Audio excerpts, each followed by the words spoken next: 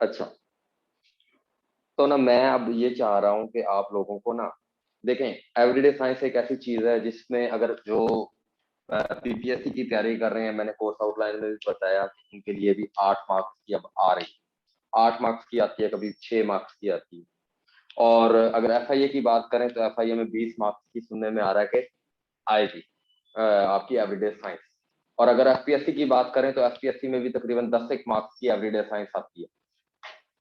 FPSC का कोई भी पेपर होता है, ठीक है जी, जर्नलाइज्ड प्रिपरेशन का, जैसे assistant director FIA, inspector FIA, और इंस्पेक्टर इंटेलिजेंस, इंस्पेक्टर कस्टम, इस तरह की बड़ी बड़ी जो सीटें हैं, तो इसमें जो है ना आपका इंस्पेक्टर कस्टम, ये तो वो सारा इसमें। हाँ, आज बड़ा कम। अच्छा, आज ना फिर मैं टाइम को ज्यादा कर लूंगा, 3 एक घंटे कर लेंगे हम। आज हम 3 घंटे कर लेंगे चीजों को, ठीक है, लेकिन हम आराम आराम से करेंगे। और आज आपको एवरीडे साइंस का बेसिक कॉन्सेप्ट बताने की कोशिश करेंगे, ठीक है। आज आपको एवरीडे साइंस का बेसिक कॉन्सेप्ट डिलीवर करने की कोशिश करेंगे। आज 6 बजे लिंक शेयर कर दिया था हमने।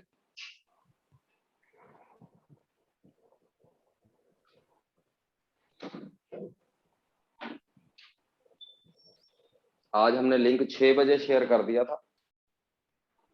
अच्छा, कासिम देखते रहो, किसी को ग्रुप में प्रॉब्लम ना हो। अच्छा, किसी को भी प्रॉब्लम हो रही है तो कासिम विल एड्रेस, ठीक है। तो एवरीडे साइंस को सबसे पहले ना, हो सकता है कि यार मैं आप लोगों को जीके की गारंटी देता हूं कि जीके का मैं मोर देन 90% कवर कर लूंगा इंशाल्लाह। बाकी जो 5-10% कमी रह जाएगी, वो आप जीके में खुद भी इतने आप लोग वो थोड़े बहुत आपकी बेसिस होती हैं कि फलाने कैपिटल हैं यार, फलानी चीज है, माउंटेन पीक है, रिवर है, फलाने हैं, ये आप कर लेते हो, ठीक है जी। अगर कोई 5%, कोई 1%, कोई 2% जीके में कमी रह जाएगी, पाक अफेयर में कोई कमी नहीं रहेगी। पाक अफेयर सारी हम कवर करेंगे, और इंशाल्लाह जब पाक अफेयर के हमारे लेक्चर हो जाएंगे तो पाक अफेयर के सवाल अगर 15 आते हैं तो आपके 15/15 आएंगे। और अगर इंशाल्लाह, और उसके बाद इस्लामियात की जहां तक बात है, इस्लामियात के 8 नंबर आते हैं, 8/8 आएंगे। और आपके अगर जो है मैथ के हैं तो मैथ की इंशाल्लाह जब हम कर लेंगे तो मैथ के आपके 8/8 आएंगे। मैथ के अंदर जिन बच्चों को बेसिक के अंदर प्रॉब्लम है, इंशाल्लाह मैं उनके प्रॉब्लम भी रिजॉल्व कर रहा हूँ। और 4 वीडियो मैंने जैसे यूट्यूब पर दिए ना, तो ऐसे हम अपनी ऐप में 50 वीडियो डाल देंगे। मैं अब कोई और नया सेशन नहीं चला रहा।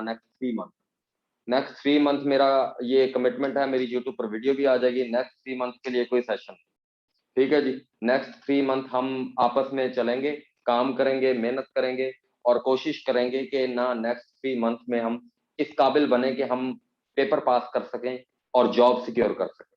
नेक्स्ट 3 मंथ कोई सेशन नहीं।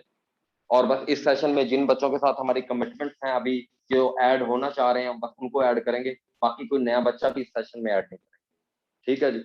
तो इस सेशन में बस जिनके साथ ओल्ड कमिटमेंट्स हैं वो पूरी करेंगे।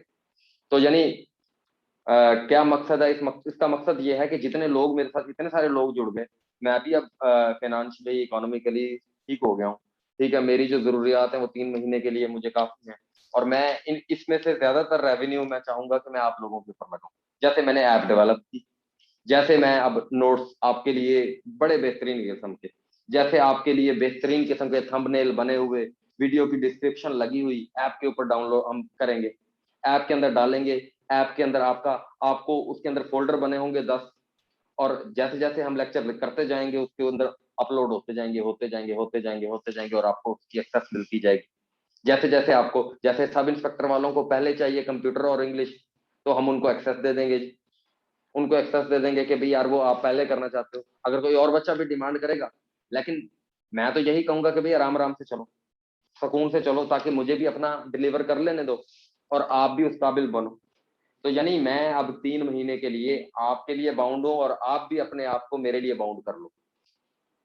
मैं ये आपसे भी डिमांड करता हूं कि ये 3 महीने मैं आपके लिए 18 घंटे काम करूंगा, आपकी ये सारे मसाइल हल कर दूंगा कि यार मैं जॉब, किसी का जॉब का प्रॉब्लम है, जॉब वालों की अलहदा लिस्ट बनाकर उनके लिए रोड मैप, जो बेसिक से काम कर रहे हैं उनके लिए रोड मैप दे दूंगा यार, बेसिक वालों को ऐसे करना चाहिए, जो जॉब कर रहे हैं उनके लिए ऐसे करना चाहिए, वो ऐसे ऐसे अल्टरेशन कर सकते हैं, जो एफपीएससी के लिए या स्पेसिफिक सीट्स के लिए तैयारी कर रहे हैं यार, उनके लिए क्या लाहे अमल है।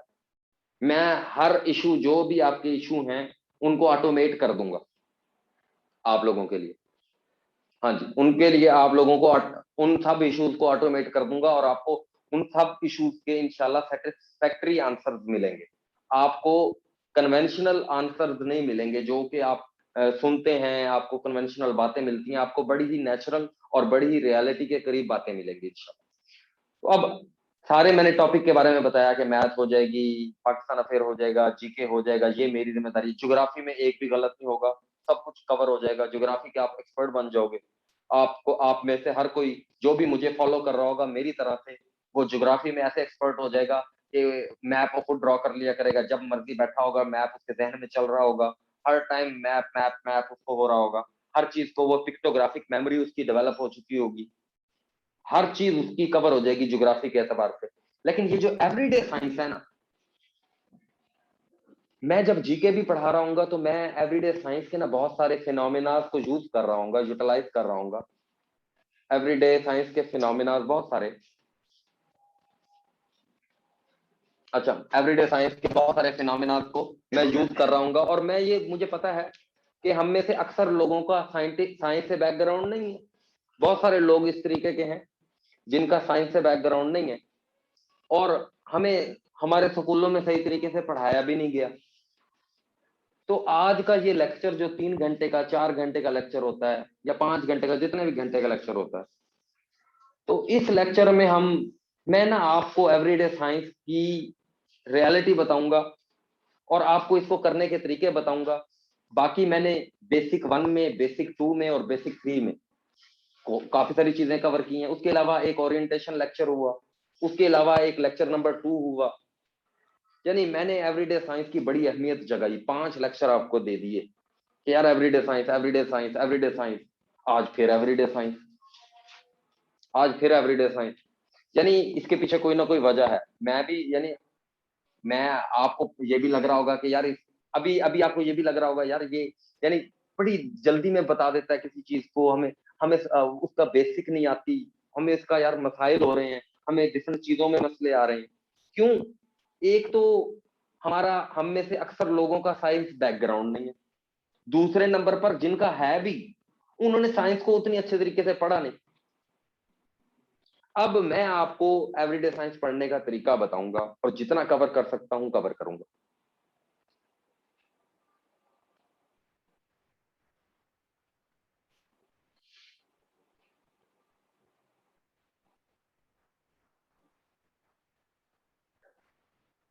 हाँ ठीक है, अल्हम्दुलिल्लाह। अच्छा, फाइनेंशियली अल्हम्दुलिल्लाह ठीक है, लेकिन यह है कि मैं लालच नहीं कर रहा। ये 300 तक करेंगे बस बच्चे अब, ठीक है जी। 300 का है हमारे, तकरीबन 150 लोगों के अंदर हमारी बात चल रही है, लेकिन उसमें से हम पहले जो 100 बच्चे हैं ना, बस उनको रख रहे हैं, उनको ऐड कर रहे हैं। वो असल में मेरी एडमिनिस्ट्रेशन इतनी अच्छी नहीं थी, तो अब कर लेंगे अच्छी तरह। अच्छा, चीजें क्लियर हो गई आपको कि एवरीडे साइंस क्या है, कैसे कैसे मामला आता है, कैसे चीजें। अब इस जो सारा का सारा ये रेवेन्यू है, ये 300 बच्चों का, ये 10 लाख है, 20 लाख है, 30 लाख है, जितना भी है, अब इसको मुझे हलाल करना है। ठीक है, और मैं करना चाहता हूँ हलाल। ठीक है जी। तो मैं इसको हलाल करना चाहता हूँ, और मुझे अब हलाल करने दो। मुझे तुम आप तक कुछ ऐसा पहुंचाने दो जो आप तक आज तक किसी ने न पहुंचाया हो, आपको किसी ने न बताई हो, और 1 पेपर का एक्सपर्ट बनाने दो आपको मुझे। ठीक है, कि आपका भी जहन मेरी तरह का हो जाए। और आइडिया हमेशा यही रहेगा कि यार आप भी मेरी तरह टॉपर बन जाओ। ठीक है जी, आप भी जैसे मैंने पीपीएससी में, एफपीएससी में बहुत सारी सीट्स में मेरा नाम आया है, उसके लिए क्या है, मुझे आइडियलाइज नहीं करना पहले नंबर पर कि यार ये तो, इसका तो बड़ा नॉलेज है, ये तो बड़ा पढ़ा। मेरा क्यों नॉलेज है, मैं पढ़ता हूँ। वरना मेरी मैट्रिक में 2nd डिवीजन, डिप्लोमा किया हुआ है, इंजीनियरिंग में भी घटिया तरीन जीपी, उसके बाद यानी इंजीनियरिंग में पढ़ाई नहीं की बिल्कुल, जीरो। हर मेरा एजुकेशनल बैकग्राउंड जीरो, लेकिन उसके बाद मेहनत की, और मेहनत कर करके अपने आप को इम्प्रूव कर लिया। और वो इंप्रूवमेंट मैं आपको दिखा रहा हूँ, जो भी मैंने इंप्रूव किया। और आप भी यानी इंप्रूव कर सकते हो। अपने जितने मर्जी वीक बैकग्राउंड हो आपका, जितना मर्जी एजुकेशनल बैकग्राउंड आपका वीक हो, उस तमाम के बावजूद जो है, जी, उधर चले इधर फिर। अच्छा, तो ये सारे एजुकेशनल बैकग्राउंड के मसाइल सब कुछ ये अब।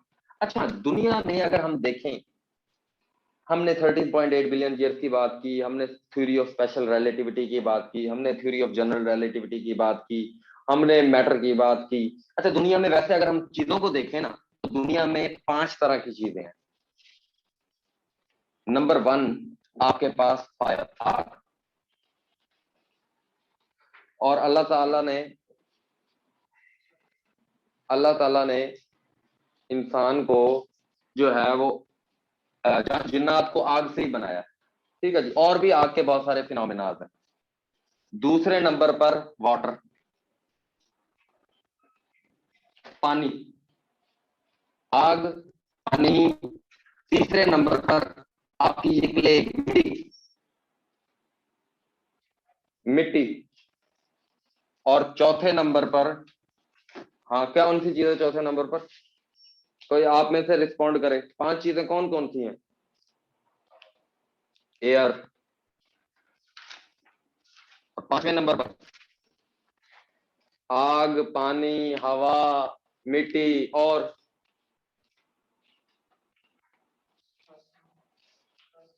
आसमान। एयर, इस एयर के अंदर आसमान, स्काई। क्लाइमेट भी एयर।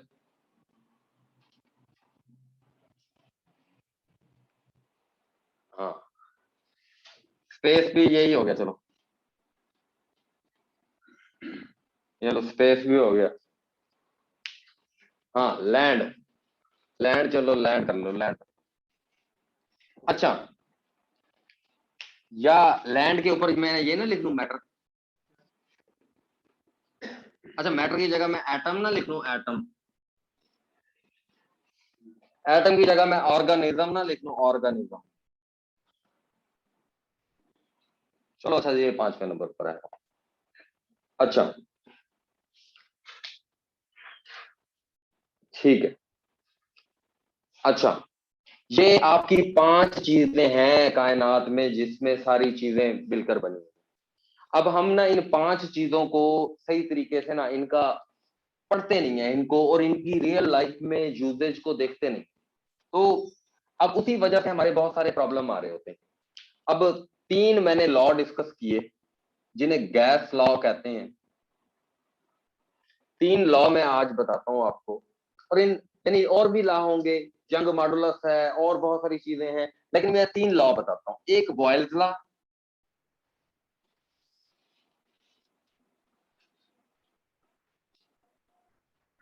दूसरे नंबर पर आपका चार्ल्स लॉ,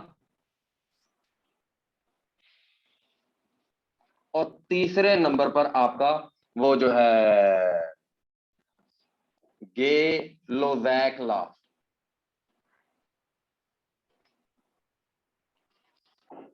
यही है जी, 3 यही है ना गैस के लॉ। और इसमें बॉयल्स में सिर्फ एक एक ये लॉ है जिसमें इनवर्सली है,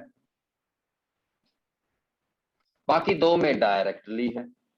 टेंशन नहीं लेनी, सब समझा दूंगा, डेली लाइफ के एग्जाम्पल बताऊंगा। आज सुकून है, जिंदगी सुकून है आज। ठीक है, आज जितना भी पढ़ेंगे, जो भी पढ़ेंगे, अच्छा पढ़ेंगे। अच्छा, बॉयल्स लॉ, चार्ल्स लॉ, और इन तीनों में 3 चीजें डिस्कस हो रही हैं इन तीनों लॉज में ना। 3 चीजें, एक टेम्परेचर,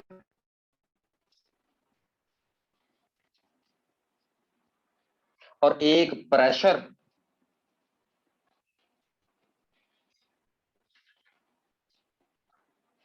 और तीसरे नंबर पर वॉल्यूम। ठीक है जी, टेम्परेचर, प्रेशर और वॉल्यूम। अच्छा, इसको चार्ल्स लॉ को आप क्या कहते हो? सॉरी, इस गाज लॉ को आप क्या कहते हो? Pressure law. ठीक है जी। और उसके बाद अब इसमें रिलेशन क्या होता है? अब मैं इसको ना आपको रियल लाइफ की एग्जांपल ही दूंगा, मैं थ्योरीज नहीं बताऊंगा। अच्छा, अब आपका चार्ल्स लॉ तो मैंने आपको बताया कि सॉरी, गे लोजैक लॉ, गे लोजैक लॉ, गे लोजैक लॉ में क्या होता है? आपका जैसे जैसे आप जमीन में ऊपर जाते हैं, आपका क्या होता है, जैसे जैसे जमीन में ऊपर, अब मरी वाली साइड पर चले जाओ, या आप जो है ना यूरोप में चले जाओ, या आप नॉर्वे में चले जाओ, जैसे जैसे आप ऊपर जाते जाओ जाते जाओ जाते जाओ लैंड के ऊपर, या आप एटमॉस्फेयर में भी ऐसे ऊपर ऊपर जाते रहो, आपकी एटमॉस्फेयर की पहली पहली लेयर होती है ट्रोपोस्फेयर। ट्रोपोस्फेयर, इस ट्रोपोस्फेयर में भी आप जैसे जैसे ऊपर करते हो ना मूव, तो आपका टेम्परेचर क्या होता है, डिक्रीज होता है। आपका टेम्परेचर डिक्रीज होता है और आपका प्रेशर भी डिक्रीज होता है।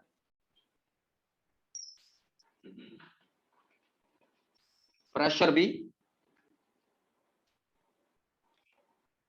और इसकी रियल लाइफ एग्जांपल क्या हो गई, आपका एक तो एटमॉस्फेयर, और उसके बाद आपका प्रेशर की कैसे एग्जांपल होगी।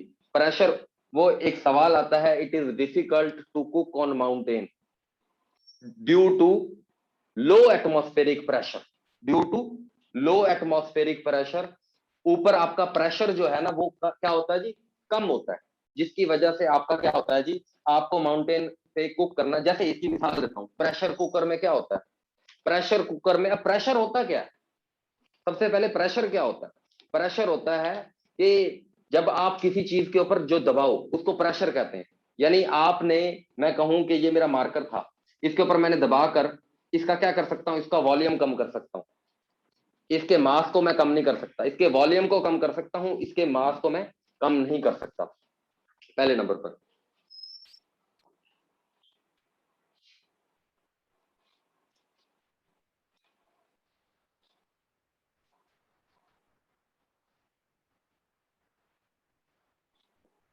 अच्छा, अच्छा, ये आपका हो गया टेम्परेचर और प्रेशर जो है, इस गॉस लोज़ैक लॉ में प्रेशर और टेम्परेचर, टेम्परेचर और प्रेशर क्या है, डायरेक्टली प्रोपोर्शनल।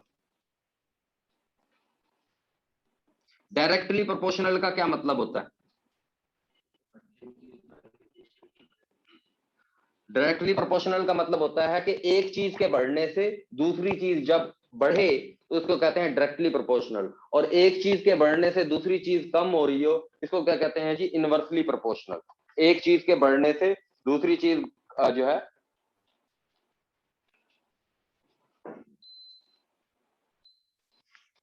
एक चीज के बढ़ने से दूसरी चीज भी बढ़ रही है तो इसको कहते हैं डायरेक्टली प्रोपोर्शनल, और एक चीज के कम होने से दूसरी चीज बढ़ रही है तो इसको क्या कहते हैं, इनवर्सली प्रोपोर्शनल। डायरेक्टली प्रोपोर्शनल और इनवर्सली प्रोपोर्शनल, और गे लोरैक लॉ में ये, और आपको एक आपके अपने रियल लाइफ में आप ये चीज देखते रहते हो, ये चीज आप देखते रहते हो कि उसकी एक मिसाल मैंने दे दी। अब प्रेशर कुकर में क्या होता है, आप प्रेशर कुकर में जो गैस होती है, जो आपका पानी होता है, आप उसको वेपोरेट नहीं होने देते। खाली हांडी में रोटी जब पका रहे होते हैं, ठीक है जी, उसके ऊपर अगर जो है ना हवा लीक हो रही हो, तो आपका क्या होता है, आपका जो उसके अंदर पानी है, जो उसके अंदर लिक्विड पार्ट है, वो इवेपोरेट हो रहा होता है, उसमें से जो लिक्विड पार्ट होता है ना, वो उसमें से क्या कर रहा होता है, इवेपोरेट कर रहा होता है। लेकिन जब आप उसके ऊपर प्रेशर डाल देते हो और उसमें से हवा को लीक नहीं होने देते, तो आपका सारा का सारा प्रेशर किसके अंदर, उसके अंदर स्टोर हो जाता है, उसके अंदर प्रेशर स्टोर होता है, और प्रेशर जो है ना आपका स्टोर होने की वजह से आपका जो टेम्परेचर है वो क्या हो जाता है जी, हाई हो जाता है। प्रेशर भी इंक्रीज हुआ तो बॉइलिंग पॉइंट भी उस जो उसका क्या होगा, खाने का हाई हो जाएगा, और उसको पकने के लिए सही इन्वायरमेंट मिलेगा। यानी आप एक फूड है, उसको सही तरीके से हीट भी मिलेगी, और सही तरीके से उसके अंदर जो भी उसको रिक्वायर है, यानी प्रेशर कुकर आपकी मिसाल होगी किस चीज की, एक गे लोजाक लाख। मैं दोबारा आराम से बताता हूँ, प्रेशर कुकर में खाना होता है जी, प्रेशर कुकर में आप बनाते हो खाना, और एक नॉर्मल घर की देचकी में जब आप खाना बनाते हो, तो दोनों में क्या फर्क होता है। घर की देचकी में जो है, जब आप खाना बनाते हो, एक तरफ आप देचकी रख लो, एक तरफ आप प्रेशर कुकर में रखो, तो देचकी में आप देखोगे धुआं भी निकल रहा होगा। वो धुआं क्या है, वो धुआं गैस है। यानी उसमें से जो लिक्विड है, उसमें जो आपने उसको गलाने के लिए पानी डाला है, कोई गोश्त वगैरह पका रहे हो, या उसको जो है ना, कोई सब्जी भी है, वो लिक्विड ही सब्जी है, थोड़ी सी जो है ना लिक्विड है सब्जी, तो आप देखोगे कि उसके अंदर जो है ना धुआं ऊपर निकल रहा होगा। और उसके अंदर जब धुआं ऊपर निकल रहा है, तो उसका जो है ना, और उसको ऊपर से हवा वगैरह भी मिल रही है, उसका जो है ना, उसको वो हीट नहीं मिल रही, उतनी हीट नहीं मिल रही। अगर उसको चारों तरफ से आप बंद कर दो, चारों तरफ से, जैसे आप चाय को उबाला आता है, क्या करते हो, उसके ऊपर जो है ना आप करते हो वो दे देते हो, एक प्लेट वगैरह रख देते हो ताकि यार ये जल्दी पक जाए, जल्दी पक जाए, इसको पूरी की पूरी हीट मिले, इसमें से एवेपोरेट ना करे कुछ। ठीक है जी, इसमें से एवेपोरेट करना करे, इसमें से क्लाउड्स ना बने, इसमें से, और इसको पूरी की पूरी हीट मिले, इसकी हीट जाया ना हो इस बुखारात बनाने के लिए। इसके अंदर जो पानी है, इसके अंदर जो लिक्विड है, हीट की एनर्जी उस पानी को बुखारात बनाने में जाया ना हो, बल्कि पूरी की पूरी हीट किसको मिले, उस सालन को मिले या उस चाय को मिले, ताकि वो जल्दी से पक जाए। इसीलिए कुकर में जल्दी से चीजें पक जाती हैं, क्योंकि बॉइलिंग पॉइंट क्या हो जाता है, इंक्रीज हो जाता है, बॉइलिंग पॉइंट इंक्रीज हो जाता है। और ये आपकी गे लोजैक लॉ की दो एग्जांपल हो गई, दो एग्जांपल। एक एटमॉस्फेयर की हमने देख ली कि जैसे जैसे ऊपर जाते हैं मरीन में टेम्परेचर ज्यादा है, और अगर फॉर एग्जांपल वैसे ही आप कोई वो चीज देखो, तो आप कोई बैलून वगैरह लगाकर ऊपर की तरफ जाओ, आप पैराशूट वगैरह से आप ऊपर से, तो आपको आपके ट्रोपोस्फेयर के अंदर, ट्रोपोस्फेयर आपकी एटमॉस्फेयर, आपकी जो एटमॉस्फेरिक कंपोजिशन है ना, उस एटमॉस्फेरिक कंपोजिशन की ये पहली लेयर है ट्रोपोस्फेयर। इस ट्रोपोस्फेयर में जो है ना आपके पास, जो ऊपर जैसे ही आप जाते हो, इसकी लेंथ होती है 0 से लेकर 12 किलोमीटर तक, और इसमें 0 से 12 किलोमीटर तक, जैसे आप 0 किलोमीटर पे खड़े हो, उसके बाद 1 किलोमीटर पर जाओगे, टेम्परेचर डिक्रीज होना शुरू हो जाएगा, और प्रेशर भी क्या हो जाएगा, decrease, according to Gay Lussac law, according to Gay Lussac law. तो प्रेशर और टेम्परेचर, दो मिसालें आ गई, एक प्रेशर कुकर वाली, यानी गे लोजैक लॉ, ये आपके रियल वर्ल्ड के फिनोमेना है। अच्छा, उसके बाद आपका ये जो चार्ल्स लॉ है, इसमें आप बात करते हो, इसमें मैंने की टेम्परेचर और प्रेशर की, तो इसमें किसकी बात करते हो आप, टेम्परेचर और वॉल्यूम की, टेम्परेचर और वॉल्यूम की। और इसमें टेम्परेचर और वॉल्यूम क्या होंगे, डायरेक्टली प्रोपोर्शनल,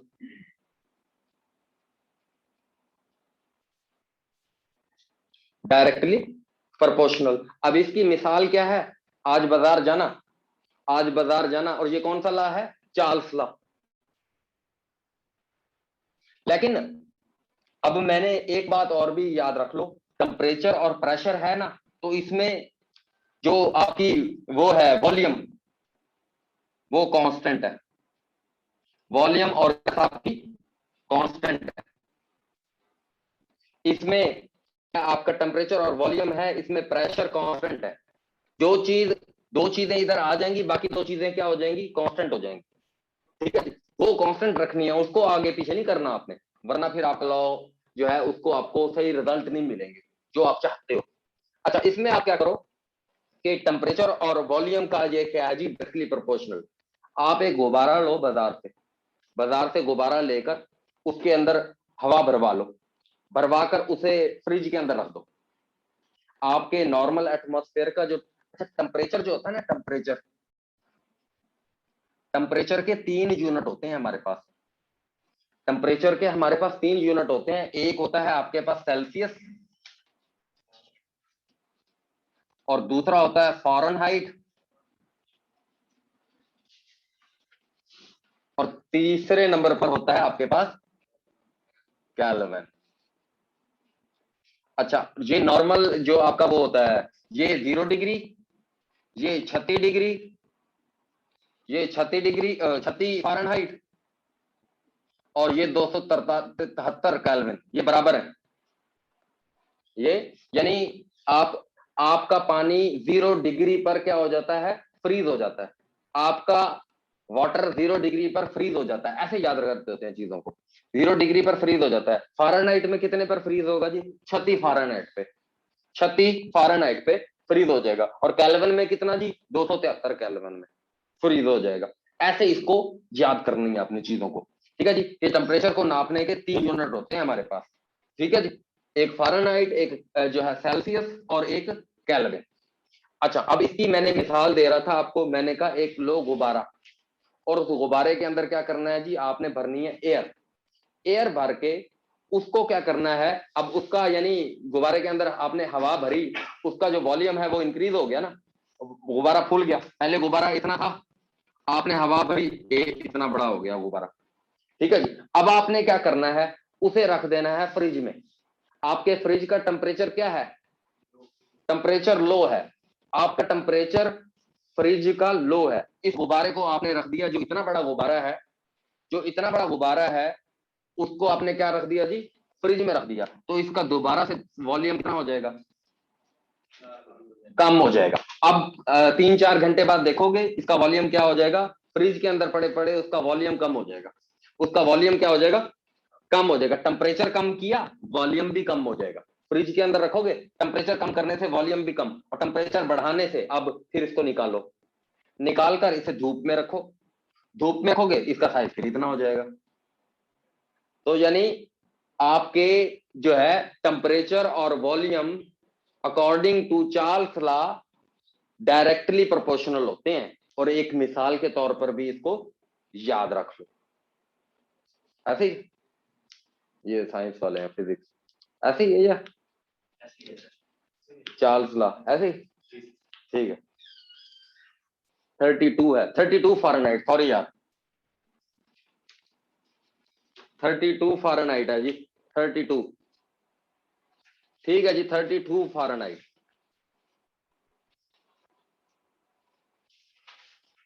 अच्छा जी 32, अच्छा। अब इसकी भी ये अब मैं आपको बताऊंगा और कितनी चीजें होती हैं अभी। उसके बाद आपकी चार्ल्स लॉ हो गया, उसके बाद ये बॉयल्स लॉ। और ये फिजिकल लॉज होते क्यों जरूरी हैं, ये हम बॉयल्स लॉ, ये चार्ल्स लॉ, ये गेल जो है लोज़ैक लॉ, ये हम क्यों, असल में आपने किसी चीज को यूज करना है ना। अब अगर आपको ये ना पता हो कि यार हवा के अंदर आपकी जो है ना कोई डिस्टॉर्शन नहीं है, हवा के अंदर जो है ना आपका जो है ना कोई जो है ना अर्थक्वेक वगैरह नहीं है, हवा के अंदर आपको जो है ना एक जो है ना वेलोसिटी और एक्सेलरेशन का आपको अगर ना इल्म होता, तो आप कोई पागल था हवाई जहाज में बैठकर जहाज चला लेता। उसको जब ये फील हुआ कि यार मैं नहीं मरूंगा अगर मैं हवा में जाता हूँ, अगर मैं हवा में जाता हूं मैं नहीं मरूंगा, हवा सेफ है एरोप्लेन चलाने के लिए, तो फिर ही एरोप्लेन डिस्कवर हुआ। तो सबसे पहले ये जितनी भी आज आपको मोबाइल नजर आ रहा है, आपको कैमरा नजर आ रहा है, आपको ईयरबड्स नजर आ रहे हैं, ये जितनी भी इन्वेंशन आपको नजर आ रही हैं, ये सबसे पहले इनके बारे में लॉज आए हैं। न्यूटन ने लॉ ऑफ स्पेशल रिलेटिविटी दी है, थ्योरी ऑफ स्पेशल रिलेटिविटी दी है। फिर उसके बाद जो है आपने अपनी सैटेलाइट को इतना उसके ऊपर बिलियंस ऑफ डॉलर्स लगाए हैं, वरना आपको पता ही ना होता कि यार हमारा जो है ना खला में सैटेलाइट छोड़ेंगे तो कुछ क्या होगा। तो आप पागल हो, बिलियन, इधर अफ्रीका के अंदर जो है 10 करोड़ बच्चे जो है ना भूखे मर रहे हैं, ठीक है जी, और आप जो है बिलियंस ऑफ डॉलर्स लगाकर जो है ना एक खला में सैटेलाइट छोड़ रहे हो, ठीक है जी। अगर कहने का मकसद है कि ये तो अब इसलिए हम बर्दाश्त कर जाते हैं कि चलो यार खला में सैटेलाइट छोड़ने के फायदे हैं कि कुछ प्रिविलेज्ड लोगों को ये एयरबड्स मिल रहे हैं, ये जी मोबाइल मिल रहे हैं, ये जी लैपटॉप मिल रहे हैं, उनके अंदर सिग्नल मिल रहे हैं, उनके अंदर सैटेलाइट जा रही है, ठीक है जी। तो फिजिकल लॉज पहले पता चलते हैं आपको, तो फिर आप फर्दर इन्वेंशन करते हो। फिजिकल लॉज आपको पता चलते हैं तो फिर इन्वेंशन होती हैं। तो सबसे पहले फिजिकल लॉज जब पता चल गए, उसके बाद आपकी इन्वेंशन हुई कि भाई एरोप्लेन को हवा में उड़ाना आपके लिए हानिकारक नहीं है, आपके लिए नुकसानदेह नहीं है, तो फिर ही जो है वो हेलीकॉप्टर और जहाज और हेलीकॉप्टर बनाए गए, ठीक है ना। तो फिजिकल लॉज इसलिए जरूरी होते हैं और इसलिए हमें पता होने चाहिए, ठीक है जी, ताकि अगर हम भी कोई चीज कर रहे हो, और ये एवरीडे साइंस के लॉ है, एवरी डे के लॉ है, ये हम डेली इसके ऊपर हमारा हमारा डेली का काम है, इसके साथ इन लॉज के साथ खाना कुकर में डेली पकता है, ठीक है जी। और ये टेम्परेचर जो है आपका फ्रिज में डेली 0 सेंटीग्रेड हो रहा है। टेम्परेचर आपके रूम का कितना होता है जी एवरेज टेम्परेचर, आपकी ह्यूमन बॉडी का एवरेज टेम्परेचर 94.6 होता है सेल्सियस है, 94 डिग्री, 94.6 जो डिग्री है, सॉरी 97, 98.4, 98.4, 98.4 आपका, यानी ये है आपका बॉडी टेम्परेचर है। आपके एटमॉस्फेयर का कमरे का 36 डिग्री है, 36 डिग्री सेंटीग्रेड आपका एवरेज रूम टेम्परेचर है, ठीक है जी। आपके ओशन के अंदर 0 से लेकर -2 से लेकर 17 डिग्री सेंटीग्रेड टेम्परेचर है। आपके ओशन के अंदर जो पानी है ना उसका टेम्परेचर है तो ये टेम्परेचर के साथ आपका डेली का वास्ता है। आपका पानी भी गर्म करते हो और भी बाकी चीजें भी गर्म, तो गर्म के साथ आपका बड़ा ताल्लुक है। तो ये एवरी डे की ताल्लुक है आपका। तो ये एवरी डे से रेलिवेंट आपको, क्योंकि आपको कंपेटिटिव एग्जामिनेशन क्या सिखाती है कि यू शुड बी ऑब्जर्वेटरी। आपको अपने इर्द गिर्द की चीजों को ऑब्जर्व करना है और उसके बारे में उतना सीखना है कि जितना एक ले मैन को नहीं पता, जितना एक नॉर्मल इंसान को नहीं पता, ताकि आप उन तमाम मामलात को सीख कर उनकी एक बेटर मैनेजमेंट कर सको। ये जो आपके घरों के अंदर जो है वो प्रेशर कुकर फट जाते हैं, सिलेंडर फट जाते हैं, तो अगर एक एडमिनिस्ट्रेटर को नहीं पता कि किस जो है कैपेसिटी का आपका सिलेंडर होना चाहिए, और वो मार्केट में उस कैपेसिटी से ज्यादा का सिलेंडर ना आने दे, और उसको उसके पीछे वजह ही ना पता हो, एक एडमिनिस्ट्रेटर को, एक डीसी को, एक एसी को, तो वो फिर कैसे जो है ना, उसको फिर गैस लॉ पता होने चाहिए ना कि प्रेशर और क्या टेम्परेचर का आपस में ताल्लुक है, टेम्परेचर और उसका वॉल्यूम का और प्रेशर का क्या ताल्लुक है एक एडमिनिस्ट्रेटर के लिए। उसके उसने क्योंकि डेली लोगों की डेली जिंदगी एक सिटी की एडमिनिस्ट्रेशन को चलाना है, तो उसके लिए जरूरी है। तो ये this is called everyday science. किसका? ओ सॉरी, नॉर्मल टेम्परेचर 25। ये हमारे रूम का है या? अच्छा, 98.4 हजार फॉरेनहाइट। ये फॉरेनहाइट है, ठीक है जी, और डिग्री का साइन भी होगा, ठीक है जी, फॉरेनहाइट। अच्छा, अब उसके बाद ये आपको, और उसके बाद आपका क्या हो गया जी, बॉयल्स लॉ में, बॉयल्स लॉ में आपका क्या होता है जी, टेम्परेचर, आपका बॉयल्स लॉ में टेम्परेचर और आपका क्या होता है जी, वॉल्यूम, ये आपका इनवर्सली प्रोपोर्शनल होता है, इनवर्सली। अब इसकी थोड़ी सी,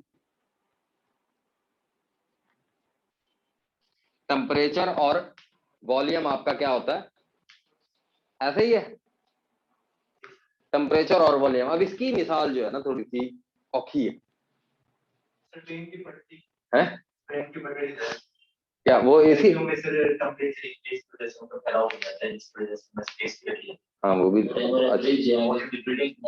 नहीं, मैं थोड़ी सी मुश्किल एग्जांपल देना चाहता हूँ। अच्छा, मैं थोड़ी सी मुश्किल एग्जांपल देना चाहता हूँ।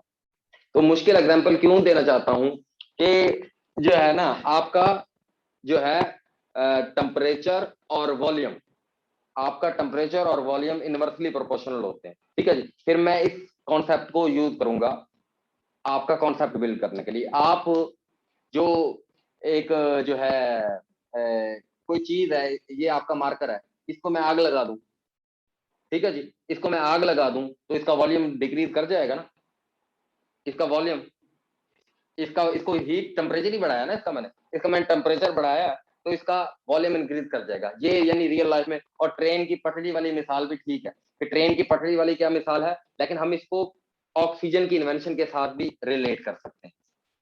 ऑक्सीजन किसने इन्वेंट किया जी? 1773 में प्रिस्टली, प्रिस्टली ने इन्वेंट किया। और इसको ऑक्सीजन का नाम किसने दिया है? लेवोजियर, लेवोजियर ने दिया, लेवोजियर नेम्ड ऑक्सीजन ना, इनवर्सली एक लॉ में,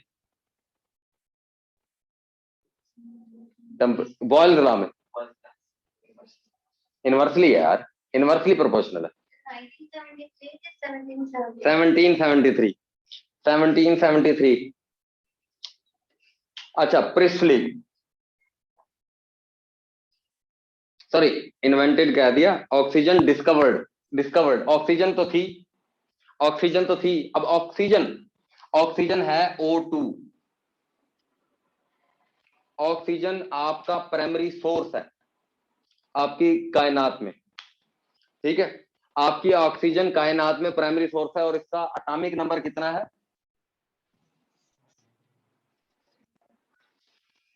अच्छा, एटॉमिक नंबर और मास नंबर क्या होते हैं? अच्छा, एटॉमिक, एटम क्या होता है? अच्छा, इसको मिटाते हैं।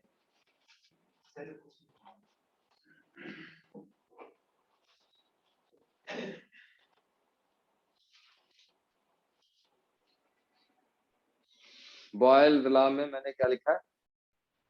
प्रेशर और वॉल्यूम ही लिखा है मैंने। ओ, प्रेशर टेम्परेचर, टेम्परेचर लिख दिया सर। है टेम्परेचर, पक्की बात है।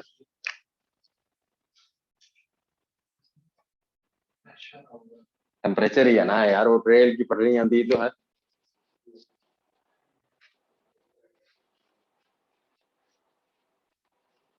ना ना, बाकी दो चीजें कांस्टेंट है, टेम्परेचर और वॉल्यूम जो है वो इनवर्सली प्रोपोर्शनल है, बाकी दो चीजें कांस्टेंट रहेंगी तीनों लॉज में। अच्छा, अब हम रियल वर्ल्ड के फिनोमेना में आते हैं। रियल वर्ल्ड, एटम क्या होता है?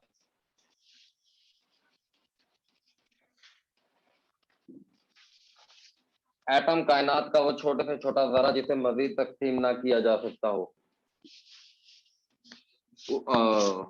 Atom is the smallest particle of the universe which cannot be further divided। Dalton theory,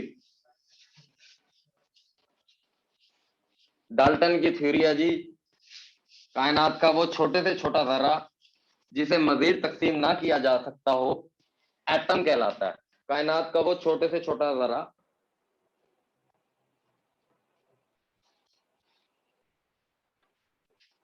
चलें फिर अदिल भाई चेक कर लेते हैं। वो अदिल भाई कह रहे हैं मैं एमएससी फिजिक्स हूँ, मेरा कुछ ख्याल करो, मेहरबानी करो।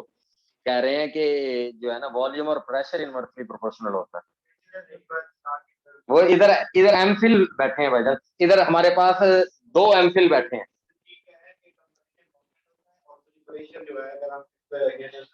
इधर हमारे पास सामने दो एमफिल फिजिक्स बैठे हैं, एक केमिस्ट्री एक फिजिक्स। टेम्परेचर कांस्टेंट है। अच्छा अच्छा अच्छा, ये जी बॉयल लॉ दोबारा लिखते हैं। Pressure, pressure and volume inversely proportional होता है।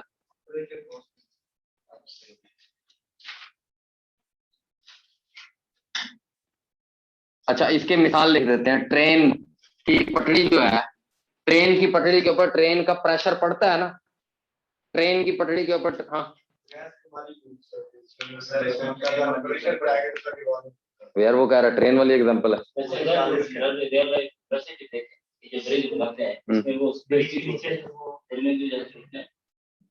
अच्छा, इनवर्सली प्रोपोर्शनल होते हैं। इसके ऊपर प्रेशर डालो, इसका वॉल्यूम कम हो जाएगा ना।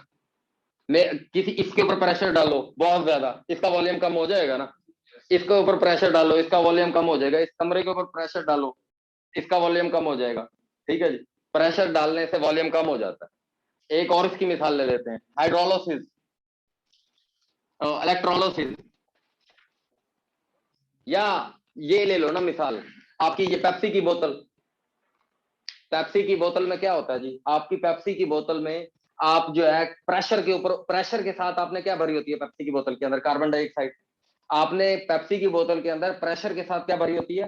Carbon dioxide. और वो जैसे ही आप खोलते हो, ठीक है जी, तो उसका जो वॉल्यूम, उसका जो पानी होता है वो ऊपर की तरफ आ जाता है। वो पानी उसका पहले वॉल्यूम उसका कम होता है, पेप्सी की बोतल को खोलो फौरन ऊपर नहीं आ जाती पेप्सी की बोतल, यानी पहले वॉल्यूम उसका कम होता है। जब उसके ऊपर प्रेशर पड़ा होता है उसका वॉल्यूम क्या होता है? कम होता है। प्रेशर ज्यादा होने से उसका वॉल्यूम कम हो गया, और जैसे ही खोलते हो जूम, और बोतल भी बाहर आ रही होती है या बुलबुले बन रहे होते हैं। ठीक है जी, और कार्बन की वजह से ही तो उसका टेस्ट भी स्वीट होता है, और उसका उसके अंदर फिजीनेस भी होती है, थोड़ा सा चिल होती है वो। ठीक है, कार्बन होता है ना उसके अंदर। ये चीजें भी देखनी है, ये सबसे बेहतरीन एग्जांपल है वैसे। और भी इलेक्ट्रोलिसिस भी, वो भी बताता हूँ, चलो बताते हैं। ठीक है, ये बेहतरीन मिसाल हो सकती है।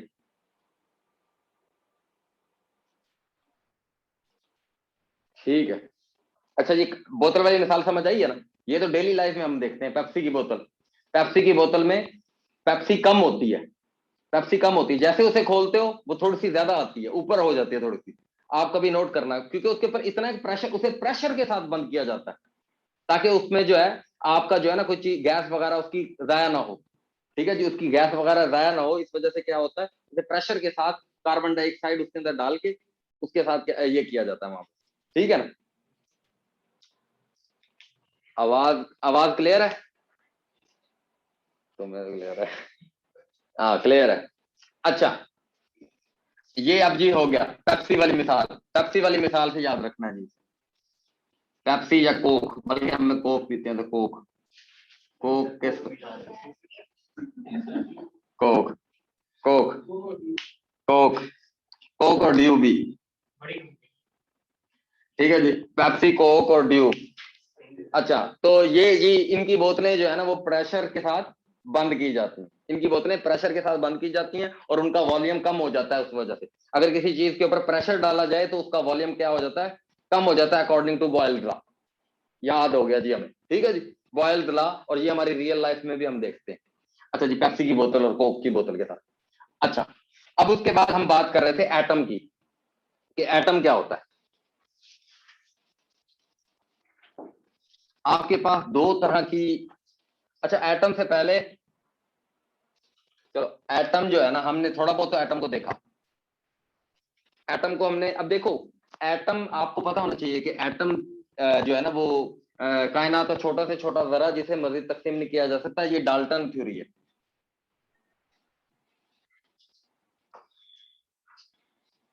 और ये फेल हो चुकी है, डाल्टन थ्योरी फेल हो चुकी है। अब तो ये बात नहीं है ना, अब तो एटम के अंदर क्या है, न्यूक्लियस, न्यूक्लियस है एटम के अंदर, इलेक्ट्रॉन है, प्रोटॉन है, न्यूट्रॉन है। ठीक है जी, अब तो इसके अंदर एटम के अंदर मजीद ये चीजें भी हैं, इलेक्ट्रॉन है, प्रोटॉन है, न्यूट्रॉन है एटम के अंदर। और डाल्टन की थ्योरी यानी एटम के बारे में फेल हो चुकी है। और हमने ये भी देख लिया कि इलेक्ट्रॉन जे जे थॉमसन ने डिस्कवर किए, प्रोटॉन रदरफोर्ड ने डिस्कवर किए, और न्यूट्रॉन जो है वो जेम्स चैडविक ने डिस्कवर किए। ठीक है जी, और हमने ये भी देखा कि इलेक्ट्रॉन के ऊपर जो है, इलेक्ट्रॉन लाइटेस्ट है, उसकी क्या है जी, 10 की पावर माइनस 27, 28 या 27। ठीक है जी, और बाकी दोनों की 24, बाकी दोनों की 24। ठीक है, ये एक देख लो, दोनों की, बाकी दोनों की 10 की पावर -24, असल में 1.673 और 1.675। ठीक है, ये ऊपर वाला 5 है, या इतना एक फर्क है इनमें। दोनों का मास, प्रोटॉन और न्यूट्रॉन का मास सेम ही होता है तकरीबन। मास, मास तकरीबन क्या होता है जी, सेम होता है। ये लिख लो। और इसके अंदर क्या होता है, 10 की पावर -27। ठीक है जी, ग्राम। बस ये हमें पता होना चाहिए कि लाइटेस्ट आपका एटम के अंदर पार्टिकल कौन सा होता है। अब एटम क्या होता है, एटम यानी ये मार्कर प्लास्टिक के छोटे छोटे एटमों से मिलकर बना है। ये मार्कर प्लास्टिक के छोटे छोटे एटमों से मिलकर बना है। और ये बोर्ड भी एटमों से मिलकर बना है, ये बोर्ड भी सारा एटमों से मिलकर बना है। अब एटम का, एटम, और आपके पास अगर एक चीज एक तरह के एटम से मिलकर बनी होती है, उसे क्या कहते हो आप, एक तो होता है आपके पास, एक होता है आपके पास कंपाउंड, एक होता है आपके पास मिक्सचर, और तीसरी चीज क्या होती है, जो एक क्या होता है, एलिमेंट, एलिमेंट, एलिमेंट। ठीक है जी, आंसर। ठीक है जी, आंसर। एलिमेंट क्या होता है जी, आंसर होता है। तो एलिमेंट एक ऐसी चीज होती है जो, यानी कोई ऐसी चीज जो एक ही तरह के एटम से मिलकर बनी हो, दैट इज कॉल्ड एलिमेंट। एक ऐसी चीज जो एक ही तरह से के एटम से मिलकर बनी हो, इसकी मिसाल है O2। रियल लाइफ के एग्जांपल दो। ये आपकी चेयर, ये मेरा बोर्ड, एक ही तरह के एटम से मिलकर बना है। ये आपकी बिल्डिंग, ये मैं, हम जिस घर में खड़े हैं, इसका बेसिक यूनिट एटम क्या है, ब्रिक्स। ब्रिक्स इसका बेसिक एटम है। एक ही, यानी अगर मैं कोई दीवार कहूं, उसके ऊपर सिर्फ और सिर्फ जो है ब्रिक्स लगी हो, तो उसका बेसिक एटम क्या है जी, ब्रिक्स। ना, वो एटम नहीं है, वो है इंसान जो है ना, इंसान, इंसान तो वो एक लिविंग ऑर्गेनिज्म है। और लिविंग ऑर्गेनिज्म में बेसिक चीज क्या है, सेल। और सेल कितनी तरह के होते हैं, दो तरह के। कौन कौन से, प्रोक्रियोटिक और यूक्रियोटिक। प्रोक्रियोटिक, देखो ये ना, अगर किसी को चीजें नहीं आ रही तो इसका मतलब उसकी अलिफ बे नहीं आती उसको, या उसने कभी साइंस पढ़ी नहीं। प्रोक्रियोटिक क्या होता है, without nucleus, nucleus, without nucleus. और यूक्रियोटिक क्या होता है, विद न्यूक्लियस। जैसे आपका ये बैक्टीरिया प्रोक्रियोटिक होता है ना, आपका क्ले मेडोमोनास, ये भी आपका वो क्या होता है जी, यूनिसेलुलर होता है। ठीक है जी, यूनिसेलुलर होता है। नहीं नहीं, वो प्रोक्रियोटिक तो नहीं होते, यूनिसेलुलर होते हैं। अब यूनिसेलुलर, यूनिसेलुलर जिसके अंदर एक सेल हो, और बाकी जैसे उसकी यूनिसेलुलर की क्या मिसाल है, अमीबा,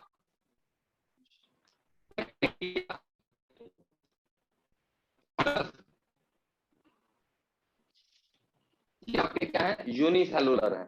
ठीक है जी, आपका अमीबा, बैक्टीरिया, ये सारे यूनिसेलुलर, और ह्यूमन, प्लांट, एनिमल, ये आपके क्या है, मल्टी सेलुलर है। ठीक है जी, बिलियंस ऑफ बिलियन सेल से मिलकर इंसान बना है, और सेल मिलकर टिश्यू बनाते हैं, टिश्यू से फिर ऑर्गन बन जाते हैं। ठीक है जी। तो अच्छा, अब हम कह रहे हैं ये एलिमेंट, कंपाउंड और मिक्सचर। एलिमेंट, कंपाउंड और मिक्सचर, यानी एलिमेंट तो समझ आ गया, जो एक चीज से मिलकर बना हुआ है। और इसकी मिसाल हम क्या दे सकते हैं जी, क्या, नहीं O2 की, वो अब कोई रियल लाइफ की एग्जांपल बताओ, कोई रियल लाइफ की।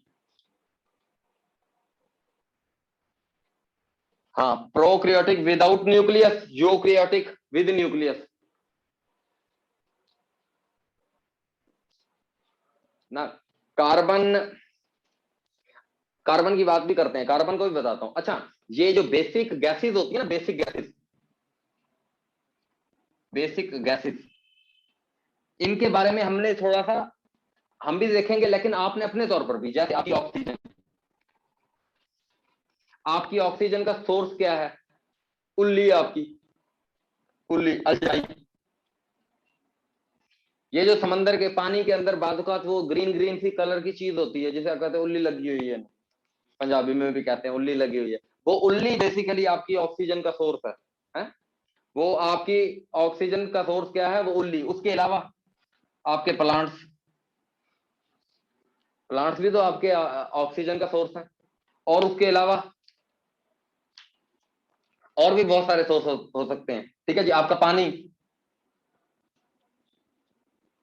और भी सोचना, और भी हो सकते हैं बहुत सारे सोर्स। ठीक है, यानी सोचना शुरू कर दो। एवरीडे साइंस में अगर 8/8 लेना चाहते हो ना, 8/8, तो रियल लाइफ की सारी चीजें, ऑक्सीजन रियल लाइफ में कितनी इंपॉर्टेंट है, यानी इतनी इंपॉर्टेंट है कि हमारे एटमॉस्फेयर में 21% है, हमारी अर्थ क्रस्ट के अंदर 46% है, हमारी जो अर्थ की ऊपर ऊपर वाली जगह है ना, ये पढ़ाना है मैंने, मैं आज एवरीडे साइंस में वैसे बात कर रहा हूँ, यानी आगे मैं ये बातें कर रहा हूँ, लेकिन उस वक्त ये बातें समझाने का टाइम नहीं होगा मेरे पास। उस टाइम तो सिर्फ मैं मुंह से बयान कर जाऊंगा कि यार ऑक्सीजन क्रस्ट के अंदर, अर्थ क्रस्ट के अंदर इतनी है, ऑक्सीजन के बारे में डिटेल तो नहीं बता सकूंगा। अच्छा, अब उसके बाद ऑक्सीजन के सोर्स हो गया, और ऑक्सीजन आपकी जो है कि किसने जी फाइंड आउट की थी, प्रिस्टले ने और लेवोजियर, दो लोग इसमें। अच्छा, एलिमेंट हो गया। एलिमेंट यानी ऐसे देखना है, किसी चीज को देखना है, उसके बारे में सर्च करना है, किसी चीज को देखना है, उसके बारे में सर्च करना है, और बेसिक एवरीडे साइंस की अंदर की चीजों को देखते रहना है, अपने नोट्स बनाते रहना है, अपने आप को साइंटिफिकली देखते रहना है कि यार कौन कौन से बेसिक लॉज हमारे लिए इंपॉर्टेंट है, कौन कौन सी बेसिक चीजें हमारे लिए इंपॉर्टेंट है। हम भी काफी सारी चीजें आज करेंगे, लेकिन फिर भी काफी सारी रह जाएंगी, फिर भी काफी सारी रह जाएंगी, एवरीडे साइंस की काफी सारी चीजें फिर भी रह जाएंगी। तो वो सारी चीजें, यानी ऑक्सीजन बेसिक चीज है, ऑक्सीजन के बारे में आपको बहुत सारी बातें पता होनी चाहिए। क्या जी, ऑक्सीजन का एटॉमिक नंबर कितना होता है, 16, यानी इसका मास नंबर होता है, और 8 इसका क्या होता है, एटॉमिक नंबर। अब एटॉमिक नंबर मैं बता रहा था, भूल गया फिर। अब एटॉमिक नंबर जिनको नहीं पता वो वैसे देख लेंगे, लेकिन मैं जल्दी से बताता हूँ, क्योंकि ये बात मुझे, एटॉमिक नंबर होता है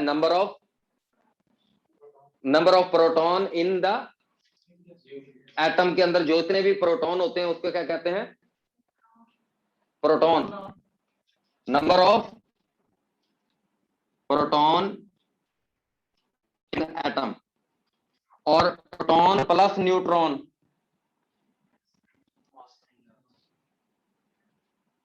ये क्या होता है, ये होता है प्रोटॉन, ये एटॉमिक नंबर,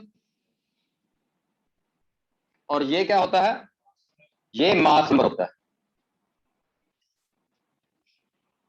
अब एटॉमिक नंबर से क्या मुराद है? ये ना एक मेंडलीव था, मेंडलीव बंदा, मेंडलीव,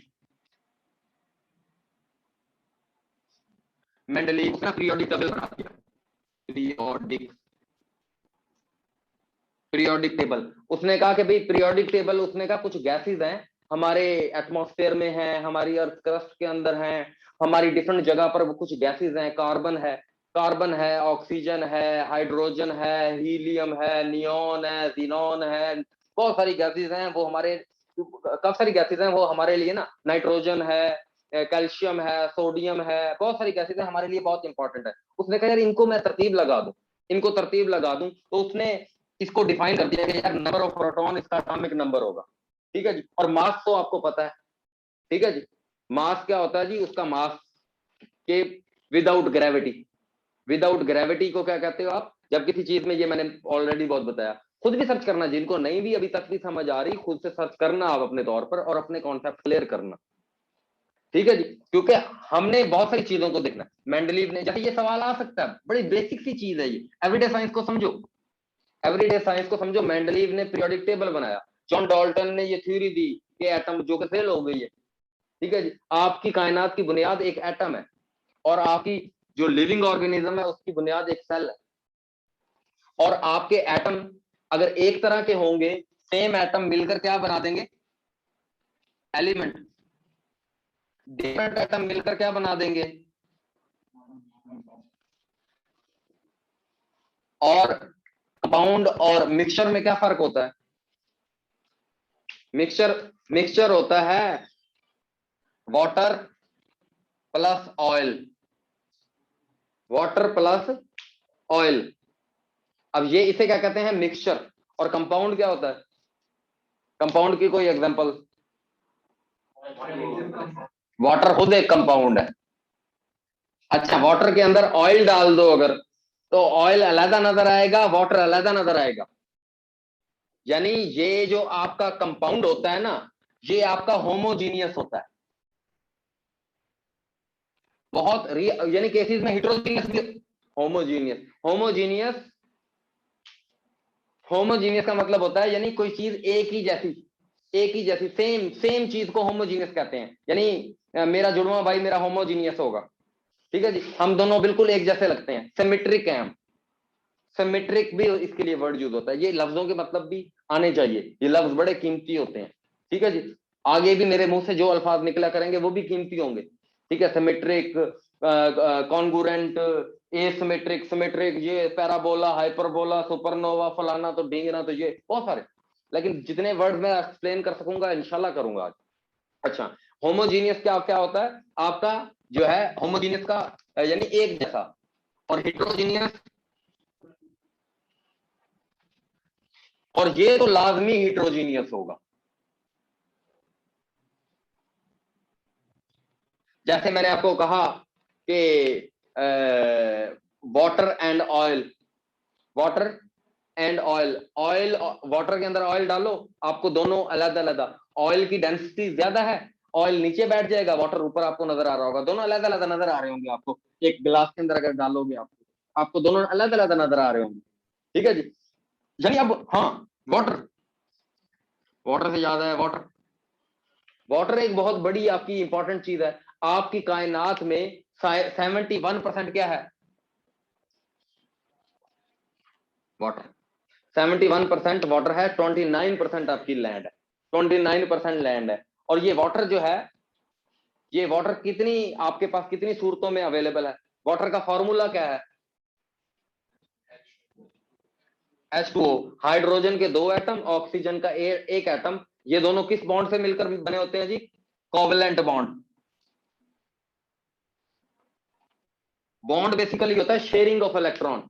आपके कॉमनली जो जितने भी ज्यादातर आपके बॉन्ड्स होते हैं वो कोवलेंट बॉन्ड्स भी होते हैं, ठीक है जी।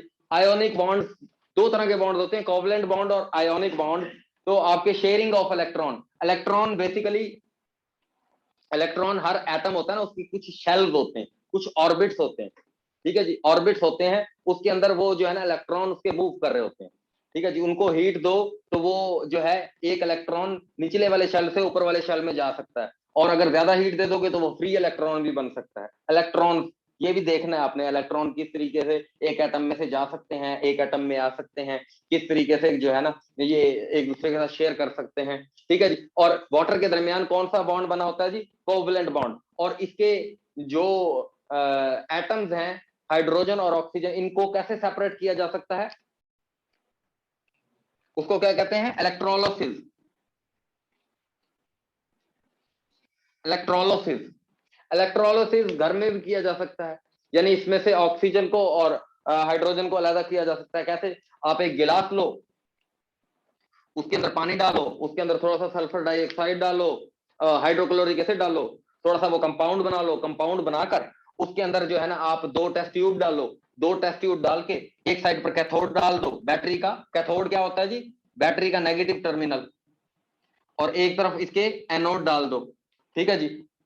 एनोड क्या होता है? बैटरी का पॉजिटिव टर्मिनल, पॉजिटिव टर्मिनल और ये नेगेटिव टर्मिनल, और इनको बैटरी के साथ जोड़ दो। इसको इसके साथ एक बैटरी लगाओ, इसका नेगेटिव जोड़ दो, नेगेटिव के लिए लंबी लाइन और इसके लिए पॉजिटिव लाइन, नेगेटिव लाइन और ये पॉजिटिव लाइन एनो। तो यहां पर इसको जब जैसे ही आप शुरू होगा ना प्रोसेस, तो यहां पर गैस जमा होना शुरू हो जाएगी। और ये कैथोड वाली साइड पर कौन सी गैस जमा होगी? हमारी हाइड्रोजन। और एनोड वाली साइड कौन सी गैस जमा होगी जी?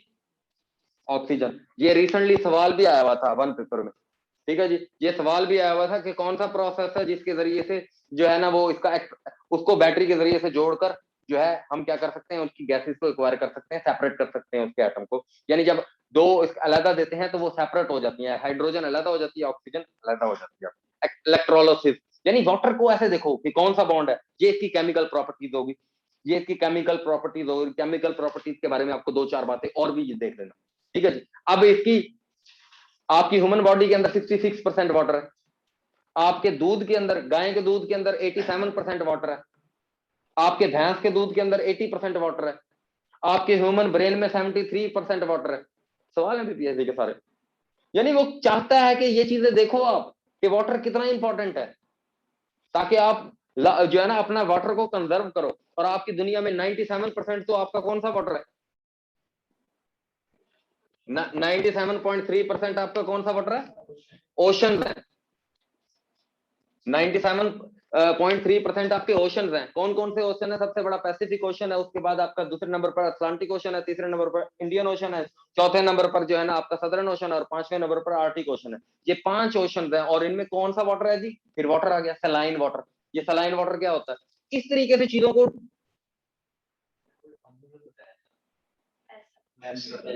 पैसा, ठीक है जी। पी से पैसिफिक, ए से अटलांटिक, आई से इंडियन और एस से सदर्न और जो है ए से आर्टिक। ये 5 ओशन हो गए आपके। और जो ये आपका क्या हो गया जी? ये बेसिक चीजें ये जो है ना करनी है, ठीक है ना। और अभी कॉन्सेप्ट लोग के करना क्या क्या है एवरीडे साइंस में, ध्यान मेरे लेक्चर के दौरान ये शायद चीजें ना समझ आए जो साइंस बैकग्राउंड से नहीं है, लेकिन करनी तो है ये बहुत इंपॉर्टेंट है और आगे रिलेट होती रहेंगी, हर चीज में रिलेट होती रहेंगी ये चीजें। जिनका साइंस का बैकग्राउंड नहीं है वो इन चीजों के ऊपर 1 हफ्ता लगाना है, 4 दिन लगाने हैं, 5 दिन लगाने हैं, 10 दिन लगाने हैं, लगाओ, 12-12 14 घंटे पढ़ो, इसकी कॉन्सेप्ट लो, चीजें कैसे करनी है, क्या करना है, सारी चीजों को इकट्ठा करो और हो एवरीडे साइंस से रेलेवेंट, ठीक है जी। मैं वही आपको इस पूरे आज के लेक्चर में वो फील दूंगा कि एवरीडे साइंस से क्या क्या चीजें रिलेटेड है। जैसे वो एक भाई ने जो है बताया हुआ था कि आपकी गाड़ी के टायरों में कौन सी हवा होती है? नाइट्रोजन। नाइट्रोजन होती है जी आपकी गाड़ी के टायरों में। आपकी चिप्स के पैकेट के अंदर कौन सी गैस होती है? नाइट्रोजन है। आपके चिप्स के, ये भी आया होता सवाल। यानी एवरीडे साइंस है ये सारी। गैसेस के बारे में, गैसेस से जानना छुड़ाओ, थोड़ी सी गैसेस हैं जो इंपॉर्टेंट है। कौन कौन सी? ऑक्सीजन, कार्बन, कार्बन डाइऑक्साइड, ठीक है, कार्बन होगी। और कार्बन कौन सी होती है? कार्बन, ये पेंसिल का सिक्का किस चीज से बना होता है? कार्बन से बना होता है। ये प्योर कार्बन है आपका, ये आपका प्योर कार्बन है। ग्रेफाइट जो है, ग्रेफाइट के यानी ये कार्बन का एलोट्रॉपिक है। एलोट्रॉपिक, एलोट्रॉपिक होता है। एलोट्रॉपिक कहते हैं कि यानी किसी एलिमेंट को उसके अंदर स्ट्रक्चरल चेंजिंग करके उसको कुछ और बना दो। आपका जो है ना, इसको क्या कहते हैं, एलोट्रॉपिक कहते हैं। कि जैसे कार्बन से आपने जो है ग्रेफाइट, उसकी एक एलोट्रॉपिक है ग्रेफाइट, एक डायमंड भी तो कार्बन ही होता है, डायमंड भी आपका क्या होता है, कार्बन होता है, डायमंड भी, हीरा भी एक वो है, ये उसकी एलोट्रॉपिक है, यानी एलिमेंट के अंदर कुछ स्ट्रक्चरल चेंजिंग की आपने, और वो क्या बन गया आपका, वो आपका जो है वो एलोट्रॉपिक बन गया। है बेसिकली कार्बन ही हीरा भी, और आपकी पेंसिल का सिक्का भी कार्बन है, लेकिन डिफरेंट चीजें, डिफरेंट चीजें। उसके बाद आपकी वो जो है क्या बात, सलाइन वाटर, और हाँ सलाइन वाटर और फ्रेश वाटर, तस्वीर बना लो, बनानी है तो फिर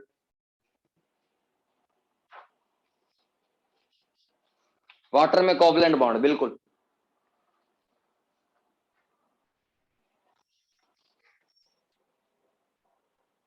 हाँ, यानी स्ट्रक्चर डिफरेंट हो गया ना। अब पेंसिल के सिक्के को और उसको जो है डायमंड को आप एक जैसा तो नहीं कर सकते, एक काला है एक हीरा है।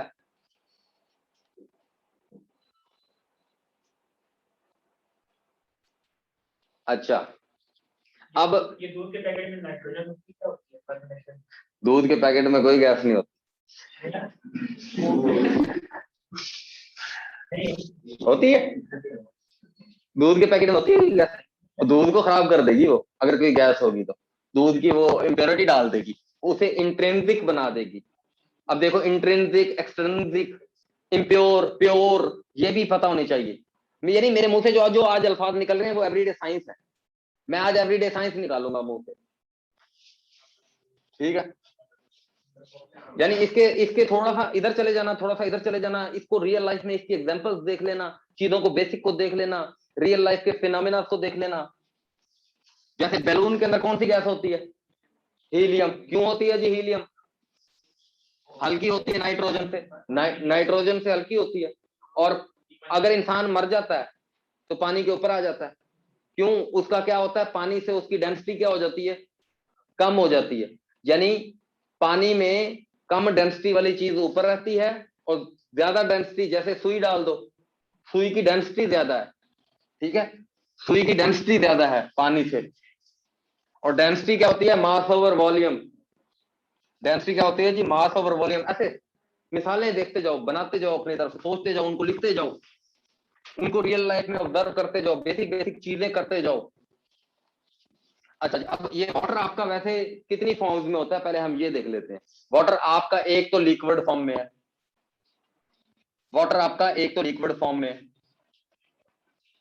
वाटर आपका एक तो लिक्विड फॉर्म में है। और ये लिक्विड फॉर्म जो है, कि आपके पास आपकी अर्थ में 71% है, 71% है, 29% लैंड है। और मैं ऐसे कहूं कि मैं 71%, 71% क्या कहूं, मैं कहूं टोटल अर्थ के ऊपर कितना वाटर है, 100% टोटल। यानी मैंने 100% कह दिया ना, कि यानी 71% को मैंने कंसिडर कर लिया, ये टोटल जी पानी है, 100% है। कोई भी चीज जब पूरी होती है, मैं कहता हूं कि भी मैं पूरा 100% हूं, मैं 100% हूं, ठीक है जी। कोई ये मार्कर 100% मार्कर है, ठीक है जी, यानी ये पूरा का पूरा 100% है। अगर इसमें से मैंने ये निकाल दिया तो ये कम हो जाएगा ना, यानी ये 100%, एक चीज पूरी जो होती है ना वो 100% होती है, ठीक है जी। जैसे एक का 100% क्या होगा, एक, ठीक है जी। और दो का 100% दो, ठीक है जी। और एक दो का क्या होगा, 50%, ठीक है। 100% का मतलब समझ आ गया ना कि क्या होता है। तो इस एतबार से मैं बात कर रहा हूँ कि यानी मैंने इस 71% को छोड़ दिया, मैंने कहा ये पानी दुनिया का जो टोटल है 100%, वो मैंने 100% कंसिडर कर लिया। तो इसमें 97.3% तो आपके ओशन है, ठीक है, लिक्विड की बात कर रहे हैं, लिक्विड की। और उसके बाद आपका बाकी जो है ना वो फ्रेश वाटर है। उसमें से आपकी आइस कैप्स कितनी है,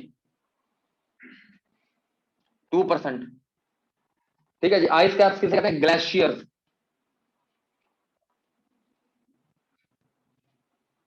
आपकी आइस कैप्स क्या होती हैं जी, ग्लेशियर।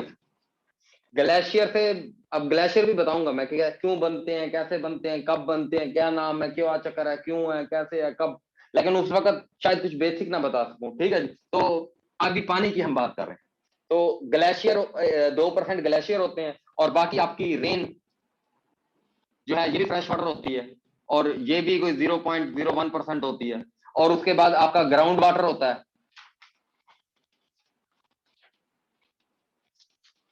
ये भी फ्रेश वाटर होता है, और आपकी फ्रेश वाटर लेक होती हैं, ठीक है, ये फ्रेश वाटर होता है। अच्छा, ये फ्रेश वाटर और ये क्या मैं बात कर रहा हूँ, अच्छा चलो ये बताऊंगा, लेकिन अभी बात करते हैं वाटर की। एज ए लिक्विड हमने देख लिया, वाटर दूसरे नंबर पर गैस भी तो होता है वाटर। वाटर का यानी साइकिल, ये वाटर का साइकिल जो है ना, वाटर साइकिल के अंदर कौन कौन सी चीजें होती हैं? एक पहले नंबर पर होती है एवेपोरेशन, दूसरे नंबर पर कंडेंसेशन, और तीसरे नंबर पर आपकी वो जो है यही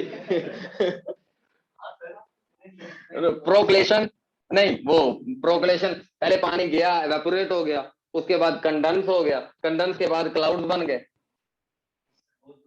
उसके बाद जो है रन ओवर हो गया, और उसके बाद परकुलेशन हो गई। ये 5 स्टेप होते हैं। एवेपोरेट होता है पानी, बताता हूं मैं कैसे होता है, रियल लाइफ में देख लेंगे कैसे होता है। अच्छा, अब इस पानी को, ये पानी समंदर में भी है, ये पानी ग्लेशियर्स पर भी है, ये पानी जो है आपके रिवर्स में भी है, रिवर भी होते हैं, रिवर भी फ्रेश वाटर सोर्स होते हैं, रिवर्स रिवर्स भी आपके फ्रेश वाटर सोर्स होते हैं, रिवर्स में भी है। इन सब के ऊपर सूरज की रोशनी पड़ रही है, इन सब के ऊपर सोलर रेडिएशन पड़ रही है, रेडिएशन, रेडिएशन क्या होती है? रेडिएशन होती हैं, ये सूरज गर्म है ना, सूरज गर्म है, किसी चीज के ऊपर जब वो गर्मी पड़ती है, तो उस चीज में से इलेक्ट्रॉन जो है वो क्या होते हैं? एमिट कर जाते हैं, खारिज हो जाते हैं, तो इस चीज को क्या कहते हैं? रेडिएशन। इस अमल पूरे को क्या कहते हैं? रेडिएशन। तो अब जैसे ही ये सारे पानियों पर सूरज की रोशनी पड़ती है, तो सूरज की रोशनी तो गर्म है, तो ये चीजें क्या होना, पानी आपका, इसमें से पानी जो है ना आपका क्या होना शुरू हो जाता है? एवेपोरेट। पानी आपका क्या हो जाता है जी? एवेपोरेट। एवेपोरेट होकर ये ऊपर आपके क्या बन जाता है जी? आपके वाटर वेपर बन जाता है एटमॉस्फेयर में, ये आपके वाटर वेपर बन जाते हैं। और वाटर वेपर आपके ये कितने जो है ना, ये वाटर वेपर आपकी पानी की कौन सी टाइप है? गैसियस, गैसियस फॉर्म है। वाटर वेपर आपकी गैसियस फॉर्म है। आपको नजर तो नहीं आते वाटर वेपर, गैस नजर भी नहीं आती, यानी आपकी वाटर वेपर बन जाते हैं, जो जिसकी वजह से ह्यूमिडिटी होती है। पाकिस्तान में भी ह्यूमिडिटी होती है, वाटर वेपर इधर बहुत ज्यादा, क्योंकि हम इक्वेटर के करीब रहते हैं ना, हम इक्वेटर के करीब रहते हैं, हमें सूरज की रोशनी बहुत ज्यादा पड़ती है, इसलिए हमारे पानियों को भी सूरज की रोशनी बहुत ज्यादा पड़ती होगी, इसलिए हमारे पानियों को भी सूरज की रोशनी, क्योंकि इधर हमारे इस हम रहते हैं ट्रॉपिकल, ट्रॉपिक ऑफ जो ना हम इक्वेटर से ऊपर, यानी Tropic of Cancer, Tropic of Cancer के बस बिल्कुल साथ रहते हैं, ट्रॉपिक ऑफ कैंसर के थोड़ा सा ऊपर रहते हैं। आपके पास दो ट्रॉपिकल रीजन होते हैं, एक इक्वेटर होता है, और दो आपके पास जो है टेम्परेट जोन होते हैं, और दो फ्रिजिड जोन होते हैं। ठीक है, मैं ये बताऊंगा, तरतीब से बताऊंगा, लेकिन आज वो नहीं है। अच्छा, वाटर वेपर जो है गैसियस फॉर्म है, गैसियस फॉर्म, और उसके बाद आगे फिर ऊपर, जैसे ही ऊपर जाते हैं, तो ऊपर जाते जाते टेम्परेचर क्या होता है? डिक्रीज हो जाता है। ये किस वजह से वाटर वेपर बने थे? लिक्विड किस वजह से जो है वाटर वेपर बना था? हाई टेम्परेचर की वजह से, सूरज की रोशनी पानी के ऊपर पड़ी थी, तो ये जो है ना वाटर वेपर बन गया था। अब इस हाई टेम्परेचर वाले को दोबारा लो टेम्परेचर मिल गया ऊपर जाने की वजह से, जो क्लाउड्स बने, तो अब इसका टेम्परेचर जब फिर दोबारा लो हुआ, तो इसमें से पानी दोबारा बहना शुरू हो गया इन क्लाउड्स में से, उसे कहते हैं प्रेसिपिटेशन। इसे रेन इसलिए नहीं कहते, प्रेसिपिटेशन इसलिए कहते हैं क्योंकि इसमें से सिर्फ बारिश नहीं होती, इसमें से बाद ओले भी गिरते हैं, स्नो जिसे कहते हो आप, इसमें से बाद एसिड रेन भी होती है, तेजाबी बारिश, इसलिए प्रेसिपिटेशन कहते हैं हम, प्रेसिपिटेशन कहते हैं इसलिए। स्नो, एसिड रेन, सिंपल, तीन तरह से ये हमारे, ठीक है, प्रेसिपिटेशन हो जाती है। उसके बाद प्रेसिपिटेशन होने के बाद आपका क्या होता है जी? ये प्रेसिपिटेशन आपके समंदरों में चली जाती है, क्योंकि फिर दोबारा वही समंदर जो है नीचे होते हैं, समंदर में चली जाती है, आपके रिवर्स में चली जाती है, आपकी लेक्स में चली जाती है, और लेकिन इसमें कुछ जो है ना पर्कुलेशन भी हो जाती है, ग्राउंड वाटर, ग्राउंड में भी चली जाती है। ग्राउंड वाटर यानी रेन का पानी ग्राउंड के अंदर जाने को क्या कहते हैं? परकुलेशन कहते हैं। परकुलेशन कहते हैं, परकुलेशन कहते हैं ग्राउंड में। ठीक है जी, परकुलेशन कहते हैं। तो ये स्टेप्स होते हैं आपका वाटर साइकिल है। और दोबारा फिर यही, फिर दोबारा हीट लगती है, फिर दोबारा क्लाउड बनते हैं, फिर दोबारा बारिश होती है। This is called water cycle, water cycle. और इसकी वजह से हमारी, लेकिन अब इसमें जो हमारा पानी है वो फ्रेश वाटर तो बहुत कम है, और हमारा जो तकरीबन हम 60% वाटर जो है ना वो एग्रीकल्चर यूज के लिए यूज कर लेते हैं, एग्रीकल्चर यूज के लिए कर लेते हैं 60%। और हमारे सिर्फ और सिर्फ पीने के लिए थोड़ा सा पानी रह जाता है। इसलिए कहते हैं कि यार नेचुरल पानी को जो है ना वो बचाओ। और फिर जो है ये आप ग्लोबल वार्मिंग हो रही है आपकी, आपकी पूरी दुनिया जो है ग्लोबल वार्मिंग हो रही है। क्यों ग्लोबल वार्मिंग हो रही है? क्योंकि आप जो है ना धुआं बहुत ज्यादा उड़ा रहे हो, आप धुआं बहुत ज्यादा उड़ा रहे हो, आप इंडस्ट्रियां बहुत ज्यादा चला रहे हो, आपने गाड़ियां बहुत ज्यादा बना ली हैं, आपने चिमनियों से धुएं बहुत ज्यादा, आपने घर में सालन बना के धुएं बहुत निकाल रहे हो, सालन ज्यादा पक रहे हैं, आबादी ज्यादा हो रही है। ठीक है जी, तो डिफरेंट तरीकों की वजह से आपके धुएं बहुत ज्यादा उड़ रहे हैं। और आपका जो कार्बन है ना वो आपके एटमॉस्फेयर को क्या कर रहा है, आपके एनवायरमेंट को क्या कर रहा है, पोल्यूट कर रहा है, आपके एटमॉस्फेयर को, आपके उसको पोल्यूट कर रहा है। और कार्बन क्या करता है? कार्बन एक ऐसा एलिमेंट है जो हीट को ऑब्जॉर्व कर लेता है। कार्बन एक ऐसा एलिमेंट है जो आपको हीट को अब्सॉर्ब कर लेता है, और इस वजह से आपका पूरा का पूरा एटमॉस्फेयर क्या हो जाता है? हीटेड ज्यादा हो जाता है। और ज्यादा हीट होने की वजह से आपके वो जो ग्लेशियर थे वो जल्दी पिघलना शुरू हो गए हैं। और वो जल्दी ग्लेशियर जब पिघलना शुरू हुए हैं और उस ज्यादा हीट से समंदर का पानी ज्यादा तादाद में एवेपोरेट होना शुरू हो गया, और वो ज्यादा एवेपोरेट होकर साउथ अमेरिका और अमेरिकन रीजन के ऊपर ज्यादा बारिशें करना शुरू हो गया, और वहां पर साइक्लोन और हरिकेन देना शुरू हो गया। और आपके ये जो नॉर्थ अमेरिका, ये आपके ऑस्ट्रेलिया वाला रीजन है, साउथ एशिया वाला रीजन है, यहाँ पर बारिशें कम कर दी है इसने, क्योंकि यहाँ पर जो है इसने बारिशें कम कर दी हैं। यहाँ पर जो है आपका और तरह का जो है हजार्डियस कंडीशन आ रही है आपके पास, और तरह की। करूंगा इसको दोबारा दोबारा, बातें होंगी और भी, ये आज नहीं होंगी सिर्फ, और भी बातें होंगी। लेकिन यानी ये एवरीडे साइंस की बातें मैं कर रहा हूँ, यानी कैसे रिलेट होती हैं चीजें, कैसे चीजें रिलेट कर सकते हैं और किस तरीके से चीजों को। अच्छा, अब वाटर की गैसेस फॉर्म होती है, वाटर की लिक्विड फॉर्म होती है, और वाटर की जो है सॉलिड फॉर्म भी होती होगी, सॉलिड फॉर्म। देखो किसके कितनों के दिमाग में बर्फ आ रही थी, ये आपने सोचना है। यानी हमारा साइंस में दिमाग नहीं चलता, बहुत कम लोगों के जहन में आ रहा होगा, बहुत कम लोगों के जहन में आइस आ रहा होगा। ठीक है जी, हम सोच रहे होंगे क्योंकि हमारा दिमाग, हमारी डेली ऑब्जर्वेशन बहुत ज्यादा कम है। तो जब तक सीपीएससी की तैयारी कर रहे हो, डेली ऑब्जर्व करना शुरू करो, नोट्स बनाना शुरू करो, उन ऑब्जर्वेशन के ऊपर साइंस के फिनोमिना को पढ़ने की कोशिश करो, साइंस के डिफरेंट फैक्ट्स को देखो, किस तरीके से चीजें हो रही हैं, किस तरीके से जो है डेली में मामला। तो मैं इसमें अब जब मैं पढ़ा रहा हूँ आपको लैटिट्यूड लॉन्गिट्यूड, उस वक्त मैं लॉटिट्यूड और लॉन्गिट्यूड पढ़ा रहा हूँ। जब मैं आपको पढ़ा रहा हूँ कोई और चीज, मैं उसमें से कोई ऐसी चीजें बोलूंगा कि जो आपको नहीं समझ आएंगी फिर, और फिर आपको उसकी वजह से आपको एक स्पेसिफिक चीज नहीं आती होगी, और उसकी वजह से आपको पूरा टॉपिक समझ नहीं आ रहा होगा, क्योंकि आप उसी उधर ही फंस जाओगे। तो ये सारी जो छोटी मोटी चीजें हैं, छोटे मोटे जो टॉपिक्स हैं, ये सारे के सारे जो छोटे मोटे फैक्ट्स हैं, इनको कवर करते रहो। अच्छा, अब इसके अलावा आपका वाटर जो है, उन छोटे मोटे फैक्ट को, ताकि आपको जो भी मैं आगे पढ़ाऊं आपको वो समझ आना शुरू हो जाए। ठीक है जी, आपको समझ आना शुरू हो जाए, आपको, आप उसके साथ सिंक करते रहो। जब मैं आपको मैं क्योंकि आपको एडवांस लेवल पर पढ़ाऊंगा, ठीक है जी, क्योंकि हमने तो कंपैरेटिव एग्जाम की तैयारी करनी है। तो अगर हमारी बेस स्ट्रांग नहीं होगी तो आपको जीके भी, जीके के अंदर भी मैं इस तरह की चीजें कर रहा हूँ। अब ये क्लाइमेट चेंज के ऊपर अभी एक कॉन्फ्रेंस हुई थी, इमरान खान को नहीं बुलाया था। अब मैं क्लाइमेट चेंज के ऊपर जब आपको क्योटो प्रोटोकॉल और मॉन्ट्रियल प्रोटोकॉल पढ़ा रहा हूँ कि क्योटो प्रोटोकॉल जो है वो किस तरीके से जो है ना कार्बन की एमिशन को हमने कम करना है उसके लिए बनाया गया है। तो आपको कार्बन ही अगर नहीं पता होगा तो, और उसकी एमिशन, जिसको यही नहीं पता तो वो कार्बन एमिशन, एमिशन का मतलब खारिज करना, कार्बन क्या है, कार्बन की, कार्बन आप देख रहे हो कि कितना है, हीरा भी कार्बन है आपका, और ये धुआं भी आपका कार्बन है, गैसियस फॉर्म में कार्बन है। गैसियस फॉर्म में कार्बन कौन सी है? ये है। यानी मैटर की तीन जो है ना चीजों को, सॉलिड, गैस और लिक्विड, सॉलिड, गैस, लिक्विड, इतना एक अपने दिमाग में इसको चलाओ कि आपके दिमाग में हर टाइम कोई भी चीज को सोचते रहो, यार ये इसका सॉलिड फॉर्म क्या होगा, इसका गैस फॉर्म क्या होगा। 2-3 दिन में आपकी आदत बन जाएगी, आपको आपकी जिंदगी के साथ ये चीजें आप ऑब्जर्वेटरी हो जाओगे, हर चीज में आपको फिर सोचना नहीं पड़ेगा, आपको खुद ब खुद वो चीज बता रही होगी कि इसकी सॉलिड फॉर्म ये है, इसकी लिक्विड फॉर्म ये है, इसकी गैसियस फॉर्म ये है, आपको खुद ही समझ आना शुरू हो जाएगा। और एक फॉर्म से, देखो लिक्विड था, लिक्विड को आपने क्या दिया, आग दी, आग दी, वो क्या बन गया, एवापोरेट कर गया और गैस बन गई, ठीक है जी। और इस तरीके से आप उसको जो है, और अगर आप इसको आपने टेम्परेचर इसका कम किया तो ये क्या बन गया, आपका सॉलिड बन गया, टेम्परेचर कम किया तो सॉलिड बन गया।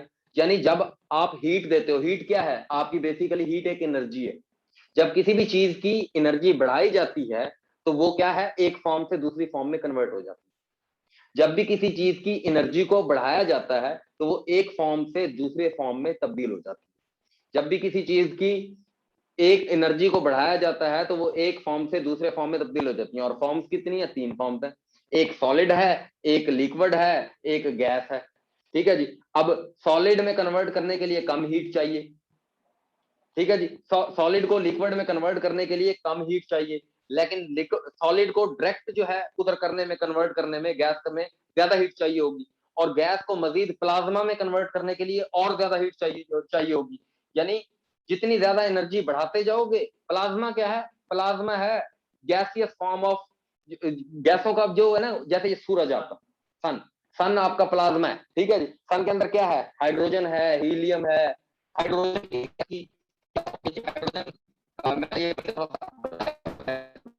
क्या है, कैसे इसका, ये सब एटम से डिफरेंट है, ठीक है जी, क्योंकि इसके अंदर क्या है, न्यूट्रॉन नहीं है, इसके अंदर क्या है, न्यूट्रॉन नहीं है, इसके अंदर एक इलेक्ट्रॉन है, ठीक है जी।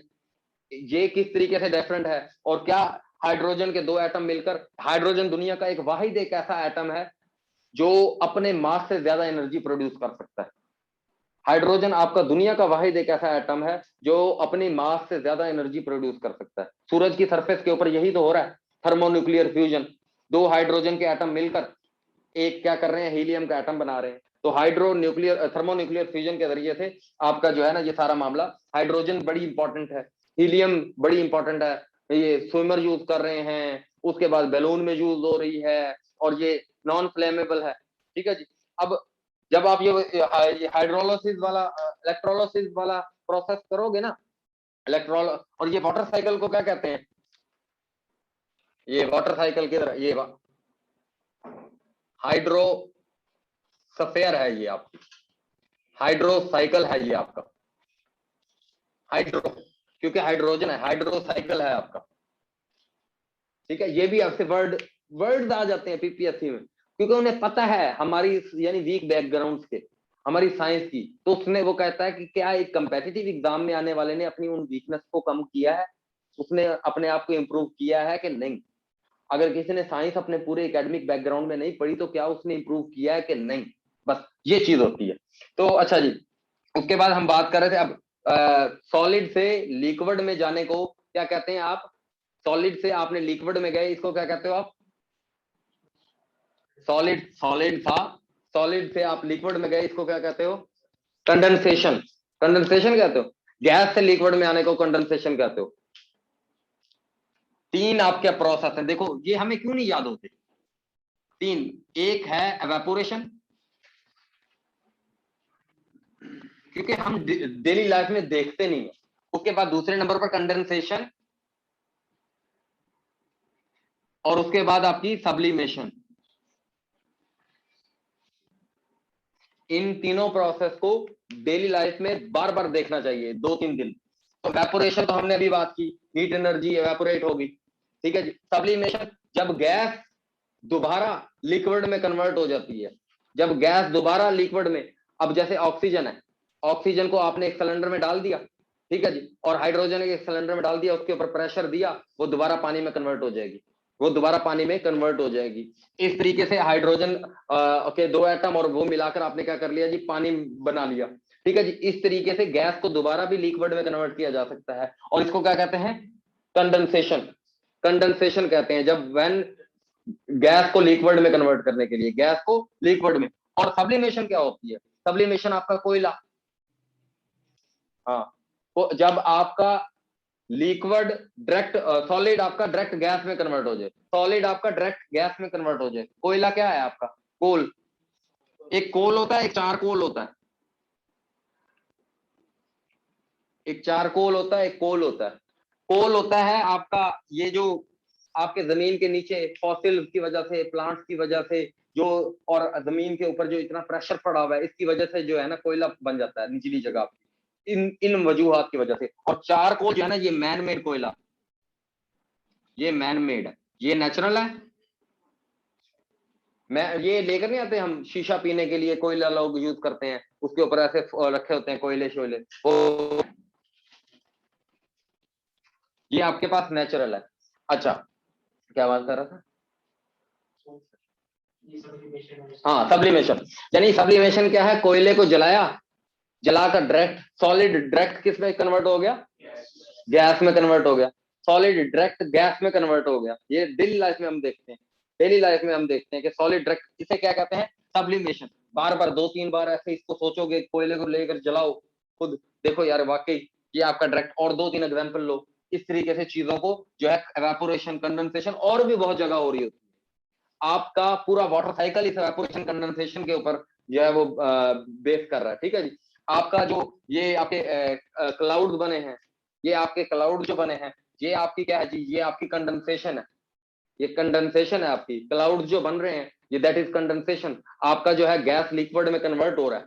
बारिश बन रही है, आपकी बारिश नहीं हो रही, वो आपकी गैस थी ना, वाटर वेपर, वो ऊपर गई, वो क्लाउड बनी और दोबारा वो पेट हो गई। तो ये रियल लाइफ के फिनोमिना है।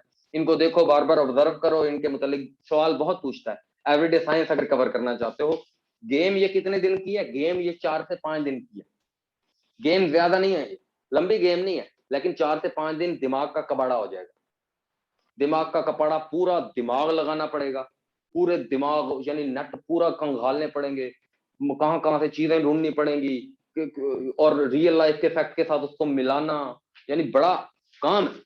ठीक है जी। चीजों को और फिर अपने नोट्स प्रिपेयर करना, फिर उसको जो है याद करना, यानी फिर याद करने की जरूरत ही नहीं रह जाएगी लेकिन तो। ठीक है, जब खुद ही से बनाए होंगे, खुद से ऑब्जर्व किए होंगे, तो सारा चीजें जो है वो हो जाएंगी। अच्छा, उसके बाद जी आपका क्या हो गया जी? एवरीडे साइंस में और आपका वाटर, हाँ वाटर का हम बात कर रहे थे, फॉरेस्ट वाटर और सॉल्ट वाटर।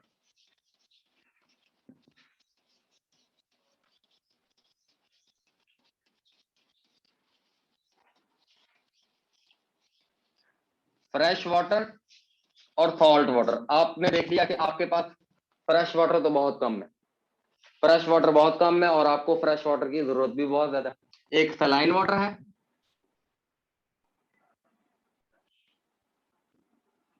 और एक फ्रेश वाटर है। अच्छा, मैं कहूं मेरे पास ये गिलास है,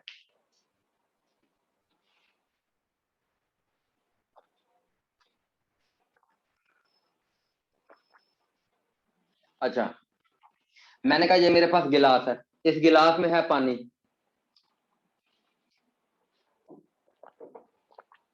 इस पानी का कोई वजन है, इस पानी का कोई वजन है। अब इसमें नमक डालूंगा, पानी का वजन बढ़ जाएगा। यानी फ्रेश वाटर की डेंसिटी कम होती है। ये बनाओ अपने नोट्स खुद। डेंसिटी लो, डेंसिटी। मैं आपको ना दूर की सोचना सिखा रहा हूं कि हम कितना दूर दूर जाएंगे, देखना। अब इसको दूर दूर दिखाऊंगा मैं आपका। समंदर जो है, समंदर में कौन सा पानी है? सी के अंदर और ओशन के अंदर। आपका सी और ओशन के अंदर आपका क्या है? Salt water. ठीक है जी। अब समंदर की होती हैं तहें, समंदर की क्या होती हैं? समंदर की डेप्थ जो होती है ना, डेप्थ, डेप्थ होती है समंदर की। और समंदर के कुछ डेप्थ के नीचे कुछ फ्लोर भी होता होगा, कुछ फ्लोर भी होता होगा, कहीं ना कहीं तो फर्श आता होगा ना। जैसे पैसिफिक ओशन में Mariana trench 10,900 metre lowest deepest point है। ठीक है जी। जैसे इंडियन ओशन में सुंडा ट्रेंच या जावा ट्रेंच जिसे कहते हैं, जावा आइलैंड के अंदर, ठीक है जी, वो आपका डीपेस्ट पॉइंट है। इसी तरीके से पोर्टोरिको ट्रेंच अटलांटिक ओशन के अंदर आपका जो है लोएस्ट पॉइंट है।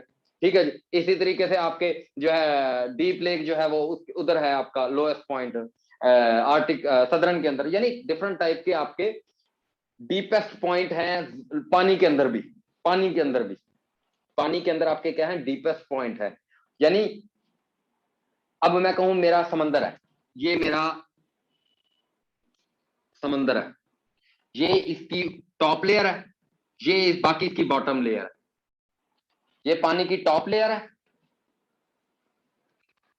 मैं कहूं सूरज की रोशनी पड़ रही है, सूरज की रोशनी पड़ रही है, तो सूरज की रोशनी टॉप पर ज्यादा पड़ रही होगी ना, बॉटम पर तो ज्यादा ही पड़ रही होगी, क्योंकि नीचे तो सूरज की रोशनी जाते जाते पानी में जो है वो स्पीड ऑफ लाइट आपकी क्या होती है, कम हो जाती है, ठीक है ना। सूरज की रेडिएशन उसने पहुंचनी है वो आपकी कम हो जाती है। तो जितनी रोशनी आपकी टॉप पे पड़ेगी उतनी नीचे नहीं पड़ेगी, यानी और टॉप वाला बार बार इवेपोरेट होता रहेगा, टॉप वाला, और फिर नीचे वाला ऊपर आता होगा, कुछ ऐसा होता होगा। टॉप वाला बार बार इवेपोरेट होता होगा और नीचे से बार बार ऊपर जाता होगा। अच्छा, अब ये टॉप वाला पानी आता कहां से है,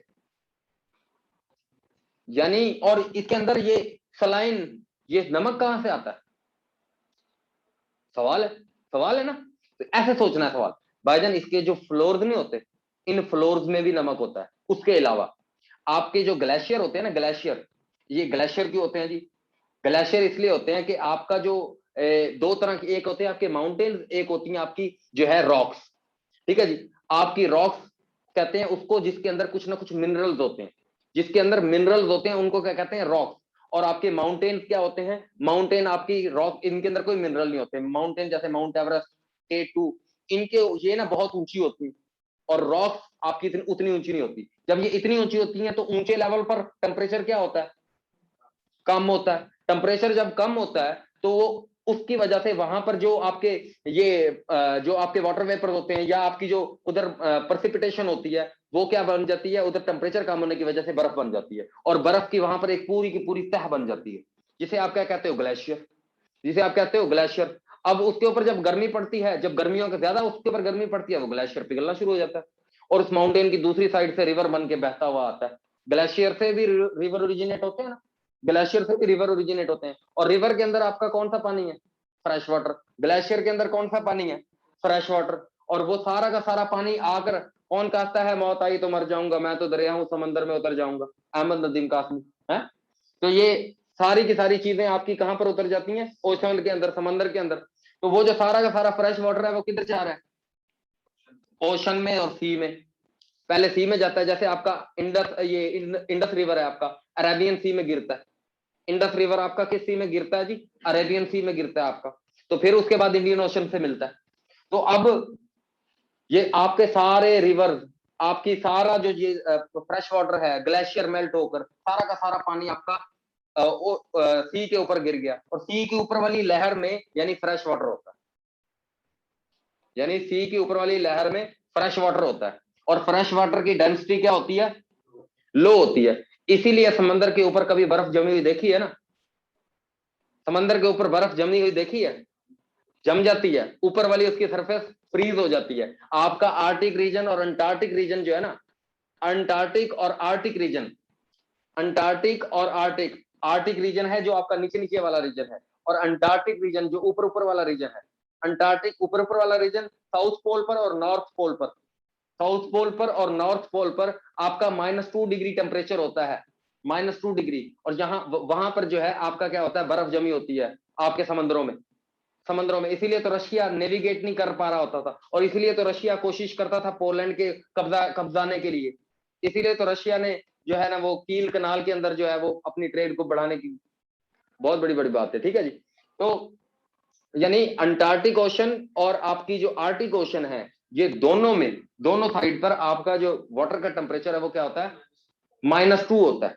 यानी वहां पर जो समंदर हैं, वहां पर जो ओशन हैं, जैसे कारा सी, ठीक है जी, जैसे आर्टिक ओशन, जैसे अंटार्कटिक ओशन या सदर्न ओशन, इन दोनों की सरफेस जो ऊपर ऊपर वाली है ये क्या है, आपकी बर्फ है, -2 सेंटीग्रेड। क्योंकि उसकी ऊपर वाली सरफेस के ऊपर आपके पास बाज जगह तो फ्रेश वाटर है, लेकिन बाज जगह आपका सलाइन वाटर जो होता है, सलाइन वाटर या फ्रेश वाटर। अब फ्रेश वाटर का बॉइलिंग पॉइंट क्या होता है,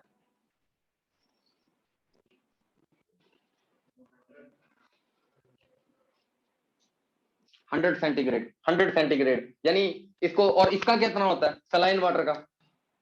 102 सेंटीग्रेड, 102। क्यों? इसके अंदर नमक डल गया, इसकी डेंसिटी बढ़ गई।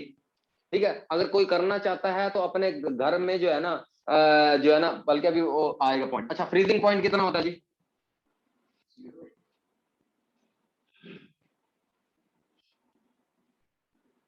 इसका कितना होता है? -2 कर लेते हैं हम, माइनस, इसका फ्रीजिंग पॉइंट कितना होता है जी? -2, यानी बॉइलिंग पॉइंट भी ज्यादा और फ्रीजिंग पॉइंट भी ज्यादा। बस अब इस बात के ऊपर सोचना कि कुल्फी वाला इसलिए नमक में पानी डालता है और नॉर्वे वाले इसलिए जो है अपनी बर्फ को खत्म करने के लिए जो है उसमें नमक डालते हैं। ठीक है जी, बर्फ को, क्योंकि इसका फ्रीजिंग पॉइंट भी ज्यादा है और बॉइलिंग पॉइंट भी ज्यादा है। फ्रीजिंग पॉइंट भी ज्यादा है और बॉइलिंग पॉइंट भी सलाइन वाटर का ज्यादा है। अच्छा, अब जो आपका ये फ्रेश वाटर है, ये आपने देखा कि आपके ओशन के अंदर भी जा रहा है, आपके सी के अंदर भी जा रहा है, आपके जो है, और उसके अलावा भी -2 टेम्परेचर पर सलाइन वाटर भी क्या हो जाता है आपका, इसलिए अंटार्कटिक रीजन और आपका, यानी आपको इक्वेटर के ऊपर सूरज की रोशनी सबसे ज्यादा मिलती है। ये बातें मैं बहुत बार दोबारा बताऊंगा, पूरा टॉपिक होगा इसके ऊपर, कोई टेंशन लेने।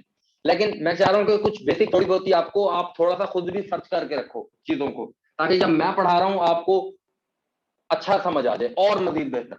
अच्छा जी, फ्रेश वाटर और आपका सलाइन वाटर। अच्छा, अब ये जो ऊपर वाली उसकी ओशन की सरफेस होती है उसके ऊपर, यानी कुछ फ्रेश वाटर भी होता है, लेकिन वो तो वेपोरेट होता रहता है, और नीचे से फिर सलाइन वाटर ऊपर आ जाता है, लेकिन फिर जो है वो ग्लेशियर से मेल्ट होकर फिर फ्रेश वाटर उसको कर लेता है, फिर वो वेपोरेट हो जाता है, और फिर नीचे से ऊपर आ जाता है वो सलाइन वाटर। अच्छा, यानी समंदर की जो ऊपर वाली सरफेस होती है ना, जो लो डेंसिटी की चीज होती है वो पानी में नीचे रहती है, हाई डेंसिटी की चीज पानी में नीचे रहती है, और लो डेंसिटी की चीज पानी में ऊपर रहती है। और इसलिए जो आपका फ्रेश वाटर होता है इसकी डेंसिटी क्या होती है? लो, इसलिए ये पानी में ऊपर ऊपर रहता है, समंदर में ऊपर ऊपर रहता है। ठीक है जी, जैसे आपको डेड सी का अगर किसी को सुना हो, ये आपका इजराइल और जॉर्डन के दरमियान है, और ये आपके मेडिटेरेनियन सी से 400 मीटर के फासले पर है डेड सी। डेड सी, और डेड सी जो है ना आपका, डेड सी जो है ना उसमें सबसे ज्यादा सैलिनिटी है, उसमें सैलिनिटी इतनी है कि उधर इंसान जो है ना, जिंदा इंसान भी नहीं डूबता। डेड सी में इतनी सैलिनिटी है, इतना नमक है, उसकी डेंसिटी बहुत ज्यादा हाई हो गई है, उसकी डेंसिटी, यानी इंसान की डेंसिटी भी उससे कम है, इंसान की डेंसिटी, वरना हम तो नॉर्मल पानी में डूब जाते हैं। जैसे जैसे पानी, यानी ये सारे के सारे फिनोमेना सोचो, अपने ब्रेन को स्ट्रॉन्ग करो, फ्रेश वाटर क्या होता है, कहां पर है, क्या सिस्टम है, सैलाइन वाटर क्या है। ठीक है जी, और इसके मुतालिक क्या क्या आपके क्वेश्चंस बन सकते हैं। नमाज ईशा की पढ़ते हैं नमाज? पढ़ते हैं, अभी तो पढ़ा था। अच्छा, तो ईशा की नमाज लेट पढ़ना अफजल है। ठीक है, अच्छा, आज आज का तो लेट पढ़ लो फिर। अच्छा जी, उसके बाद जी सलाइन वाटर हो गया, फ्रेश वाटर हो गया, उसके बाद सी आपको ये चीजें। अच्छा जी, उसके बाद मैं पॉइंट देख लूं, मैं आपके लिए लिख कर भी लाया था कि हमने क्या क्या। हाँ, आपके पास फोर्सेस, आपके पास फोर्सेस कितनी तरह की होती हैं? एक तो वो फोर्सेस हैं जो नजर आती हैं, एक वो फोर्सेस हैं जो नजर नहीं आती। अच्छा, वो आप बताओ जी, पांच कौन कौन सी? अच्छा, चलो फिर वही बस ठीक। कुछ फोर्सेस ऐसी हैं जो नजर आती हैं, और कुछ फोर्सेस ऐसी हैं जो नजर नहीं आती। जैसे स्प्रिंग की फोर्स है, नजर आती है, नॉर्मल फोर्स है, यानी कोई चीज आप स्प्रिंग पे लगाओ तो वो नीचे की तरफ जाना शुरू हो जाती है। ठीक है जी, आपको नीचे वो नजर आ रही होती है ना, स्प्रिंग के अंदर टेंशन भी आपको नजर आ रही होती है, नॉर्मल फोर्स भी आपको नजर आ रही होती है, स्प्रिंग की फोर्स भी नजर आ रही होती है, और कौन सी फोर्स होती है जी? फ्रिक्शनल फोर्स भी आपको नजर आ रही होती है, और और और कुछ फोर्सेस ऐसी होती हैं जो आपको नजर नहीं आती, जैसे ग्रेविटेशनल फोर्स, और ये डिस्टेंस से अप्लाई होती है। यानी जैसे जमीन है, जमीन घूम रही है अपने एक्सिस के गिर्द, जमीन अपने एक्सिस के गिर्द घूम रही है और जमीन की जो निचली कोर है वो आयरन और निकल से मिलकर बनी हुई है।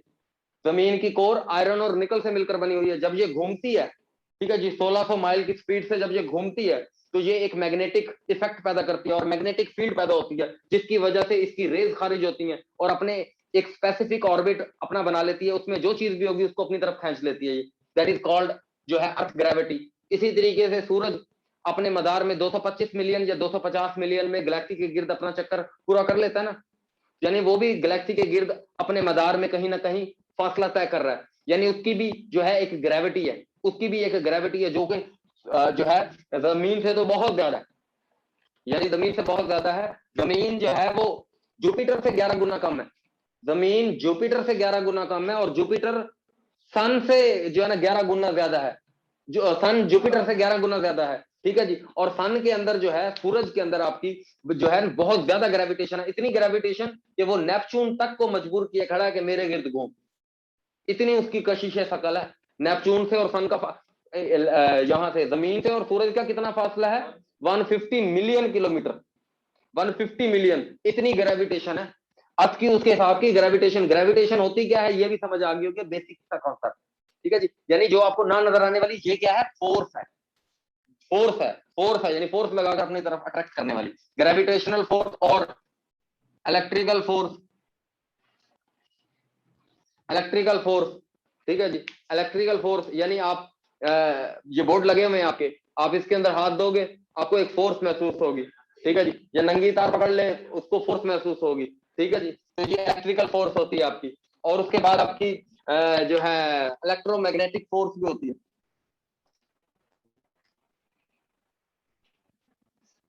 और ना नजर आने वाली कौन सी फोर्स होती है? न्यूक्लियर फोर्स, सेंट्रीपिटल और सेंट्रीफ्यूगल फोर्स, ठीक है जी। सेंट्रीफ्यूगल फोर्स क्या होती है? जो किसी चीज को अपने ही सेंटर में घुमाने की कोशिश, घूमने पर मजबूर कर दे, उसे क्या कहते हैं? Centrifugal force. और सेंट्रीपिटल जो अपने ऑर्बिट के गिर्द उसको घूमने पर मजबूर कर दे, वो सेंट्रीपिटल फोर्स। और इक्विलिब्रियम, इक्विलिब्रियम भी होता है। यानी इक्विलिब्रियम कहते हैं कि इक्विलिब्रियम यानी ये सर्च करते रहना अगर नहीं भी आती। इक्विलिब्रियम होती है कि कहने का मकसद अपना जो तवाजन जो है वो बरकरार रख सके कोई चीज, जो अपना जो है उसका यानी उसके ऊपर लगने वाली नेट फोर्स जीरो हो जाए, दैट इज कॉल्ड जो है वो इक्विलिब्रियम। यानी अगर मेरे ऊपर इधर से भी लगने वाली फोर्स और इधर से भी लगने वाली फोर्स, ऊपर से भी लगने, नीचे से, हर जगह से इक्वल फोर्स लग रही हो तो मैं यहाँ पर इक्विलिब्रियम की हालत में आ जाऊंगा। यानी मैं ना इधर से वो करूंगा ना इधर, मेरा ये इक्विलिब्रियम की स्टेट होगी। इक्विलिब्रियम का लफ्ज भी इंपॉर्टेंट है। सेंट्रीपिटल, सेंट्रीफ्यूगल, अच्छा फोर्सेस, मॉलिक्यूलर फोर्सेस ना, उसके बाद आपका वो एक फोर्सेस और क्या है? Nuclear forces. सबसे स्ट्रॉन्ग फोर्सेस होती हैं ये आपकी, ठीक है जी। और अच्छा, अप्लाइड फोर्स होती है, spring force, tension force, frictional force, ये सारी फोर्स होती हैं, ठीक है। अच्छा, ऑर्गेनिक और इनऑर्गेनिक, ये पता होना चाहिए कि ऑर्गेनिक क्या होता है, इनऑर्गेनिक क्या होता है। ऑर्गेनिक और इनऑर्गेनिक, ऑर्गेनिक वो होता है जिसमें कार्बन हाँ, ये भी अच्छी डेफिनेशन है। ऑर्गेनिक ऑर्गेनिज्म से निकला है, जो कि आपको जमीन से चीजें आप निकाल लेते हो, वो क्या कहलाती है? जैसे आपका ऑर्गेनिक कंपाउंड आपके कौन से होते हैं? आपका पेट्रोल क्या है? और इनऑर्गेनिक है पेट्रोल, उसमें कार्बन होती है, जिसमें कार्बन होती है वो इनऑर्गेनिक होती है, ऑर्गेनिक होता है? ऑर्गेनिक है। आप पेट्रोल आपका ऑर्गेनिक है, पेट्रोल आपका ऑर्गेनिक। जो भी ऑर्गन से निकल रही है, जमीन से निकल रही है, जिंदा चीजों से निकल रही है, जिंदगी से जिनका ताल्लुक है, वो ऑर्गेनिक है। और दूसरी केमिकल, इसकी केमिस्ट्री वाली डेफिनेशन क्या है? जिसमें प्लस में कार्बन होती है, हर वो एलिमेंट जिसमें कार्बन होते हैं वो क्या कहलाते हैं? ऑर्गेनिक। और जिनमें इनऑर्गेनिक, जिनमें कार्बन नहीं होते, नो कार्बन।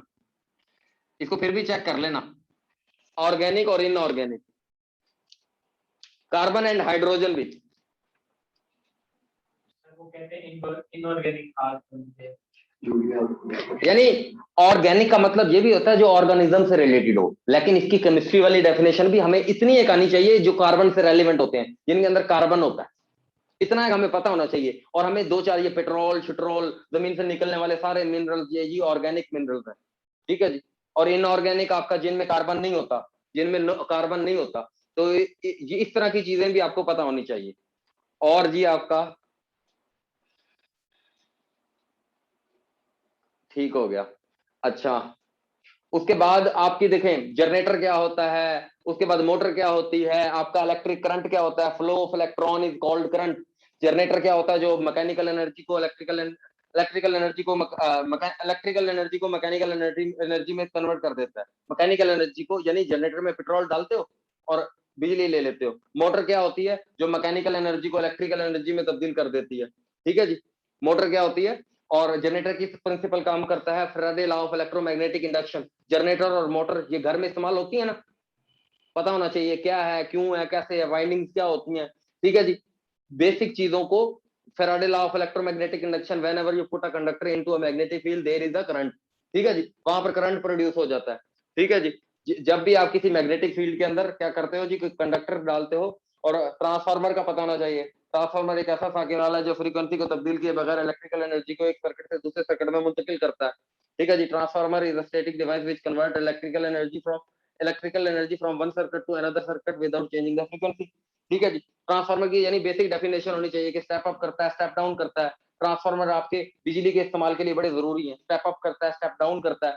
और जो है ना, ये आपकी जो तारें होती हैं, जो वापडा यूज करता है, ये एल्यूमिनियम होता है, ठीक है जी। ये क्या होता है, एल्यूमिनियम कंडक्टर यूज करते हैं। ये एल्यूमिनियम आपका क्या है, एक कंडक्टर है, ठीक है जी। सेमी कंडक्टर क्या होता है, मेटल क्या होता है, नॉन मेटल क्या होता है, ठीक है जी। मेटल मेटल कंडक्टर वो होता है जिसमें से करंट आसानी से पास हो जाए, ठीक है। सेमी कंडक्टर वो होता है जो कि इंसुलेटर की भी खसूसियत रखता हो, कंडक्टर की भी खसूसियत रखता हो, ठीक है जी। कंडक्टर की भी खसूसियत रखता हो और नॉन कंडक्टर की भी खसूसियत रखता हो, that is called semi conductor. और इंसुलेटर क्या होता है, जैसे सेमी कंडक्टर की मिसाल दूं, सिलिकॉन और जर्मेनियम, ठीक है जी। और आपकी इंसुलेटर क्या होता है, इंसुलेटर वो होता है जिसमें करंट इजीली पास ना कर सके, जैसे आपका गत्ता मार्कर, ये तो वो हर चीज, ठीक है जी। और उसके बाद जो है आपका, और क्या चीजें, कैपेसिटर जो है वो आपका क्या करता है जी, आपके करंट को जो है ना, वो आपका जो पखा होता है, इसके अंदर भी कैपेसिटर यूज होता है। ये किस लिए यूज होता है जी, आपके करंट की ज्यादा उसको करने के लिए या कम करने के लिए जो है, उसके लिए इस्तेमाल होता है कैपेसिटी को, ठीक है जी। इसके अंदर और आपका इंडक्टर भी होता है। इंडक्टर आपकी रिलक्टेंस को कम करने के लिए, इंडक्टर कैपेसिटर ये घरों में यूज होते हैं रिलक्टेंस को कम करने के लिए। XL is equal to 2 pi F L, reluctance का फार्मूला है ये, XL is equal to 2 pi F L. और एक डायरेक्ट करंट होता है, इनडायरेक्ट करंट होता है। डायरेक्ट करंट क्या होता है, जिसमें कोई फ्रीक्वेंसी नहीं होती। इनडायरेक्ट करंट, अल्टरनेटिंग करंट क्या होता है, अल्टरनेटिंग करंट होता है जिसमें आपकी वेव्स होती हैं, ठीक है। यानी इस तरह की बेसिक चीजें जो बिजली घर की यूज हो रही है, बल्ब, बल्ब के अंदर हाइड्रोजन गैस होती है, ठीक है जी। यूपीएस अनइंटरप्टेड पावर सप्लाई होती है, ठीक है जी। आपकी हीटर का टर्मिनल नाइक्रोम का होता है। आपका जो बल्ब का टर्मिनल होता है ये टंगस्टन का होता है, ठीक है जी। क्यों होता है टंगस्टन का, क्योंकि इसमें टंगस्टन एक आपका जो है सेमीकंडक्टर है, इसमें करंट इजीली पास नहीं कर सकता। जब करंट इसमें से इजीली पास नहीं कर सकता तो ये हीट होता है, हीट होने की वजह से आपको लाइट दिखाता है ये, उसके हीटिंग इफेक्ट से। नाइक्रोम जो कंडक्टर है वो आपका हीटर में यूज होता है, जब आप उसको देते हो हीट तो वो फिर जलता है, जलकर जो है ना वो फिर आपको लाल जो है, जो है ना बहुत जबरदस्त किस्म का सेमीकंडक्टर है। तो आपको रोटी पकाने के लिए, हीटर अपने हीटिंग के लिए, बहुत सारे चीजों के लिए काम आता है नाइक्रोम। और उसके बाद जो है आपका जो है कैथोड और एनोड कहाँ पर होते हैं जी, डायोड में होते हैं जी। डाईओड, डाई कहते हैं दो टर्मिनल वाली डिवाइस को, ठीक है जी। और डायोड में एक फॉरवर्ड बाइस होता है, एक रिवर्स बाइस होता है। फॉरवर्ड बाइस उस वक्त होता है जब आप पॉजिटिव को पॉजिटिव से जोड़ दो और नेगेटिव को नेगेटिव से जोड़ दो। और रिवर्स बाइस कब होता है, और फॉरवर्ड बाइस में क्या होता है, करंट आपका फ्लो कर जाता है, करंट आपका फ्लो कर जाता है। और रिवर्स बाइस में आपका रिवर्स करंट होता है, जिसे आप कन्वेंशनल करंट भी कहते हो, ठीक है जी, डायोड के अंदर, ठीक है। डायोड दो टर्मिनल वाला, ट्राइयोड जो है तीन टर्मिनल वाला, पेंटोड जो है ये चार टर्मिनल वाला। इस तरीके से आपकी डिफरेंट टाइप की ये डिवाइसेस होती हैं जो कि, और आपकी आईसी जो चिप्स होती हैं, ये इंटीग्रेटेड चिप्स होती हैं, ये जो आपके कंप्यूटर में यूज होती हैं, ठीक है जी। और ये किस चीज की बनी होती हैं जी, सिलिकॉन की बनी होती हैं, ठीक है। सिलिकॉन आपका क्या है, एक सेमीकंडक्टर है। सिलिकॉन चिप्स की बनी होती हैं, ये सिलिकॉन चिप्स कहते हैं। सिलिकॉन वैली भी है अमेरिका के अंदर, ठीक है जी, जो कंप्यूटर से रेलिवेंट है। इस तरीके की यानी हर चीज एक दूसरे से कनेक्ट है, और एवरीडे साइंस की चीजें, यानी कोई भी चीज देख रहे हो, ठीक है जी, उसको देखो। घर में जो आप वो करते हो, baking soda, sodium bicarbonate, baking soda घर में यूज करते हो ना, baking soda, sodium bicarbonate. Bleaching use करते हो ना, ब्लीचिंग यूज होती है घर में। ब्लीचिंग का क्या होता है? Calcium hypochloride, calcium hypochloride, calcium hypochloride, hypo baking, bleaching क्या होती है? घर में सरफ होता है आपका, ठीक है जी, सरफ क्या क्या होता है जी आपका, ऐसे नॉर्मल लाइफ की जो चीजें होती हैं आपकी।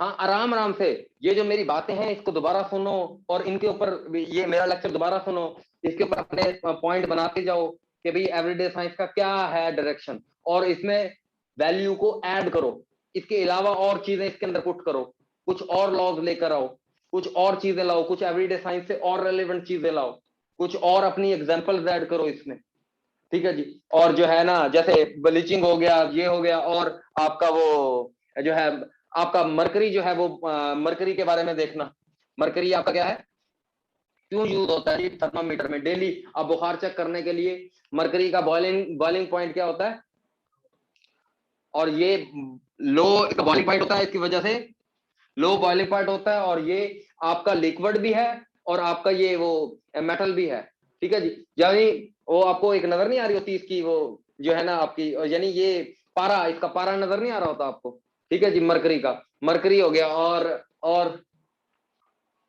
और बताओ कोई गैस? नियोन, नियोन आपकी जो है लाइटिंग में यूज होती है, नियोन लाइटिंग में यूज होती है, नियोन, ठीक है जी, नियोन आपकी लाइटिंग में यूज होती है। वो जो ये आपको साइन बोर्ड नजर आ रहे होते हैं लगे हुए, क्लॉक लगा होता है बड़ा सारा, बड़ा सारा क्लॉक लगा होता है, उधर 8:30 होते हैं, और जो है ना ऐसे वो जल रहे होते हैं लाल कलर के, उसमें नियोन गैस होती है, ठीक है जी। और एलिमिनेटिंग के लिए आप, रोशन करने के लिए आप कौन सी यूज करते हो? एल्यूमिनेशन के लिए ना, ये और है, वो मेरे दिन से निकली एल्यूमिनेशन के लिए, यानी ये पीपीएससी का सवाल है, बड़ा ट्रिकी सवाल था।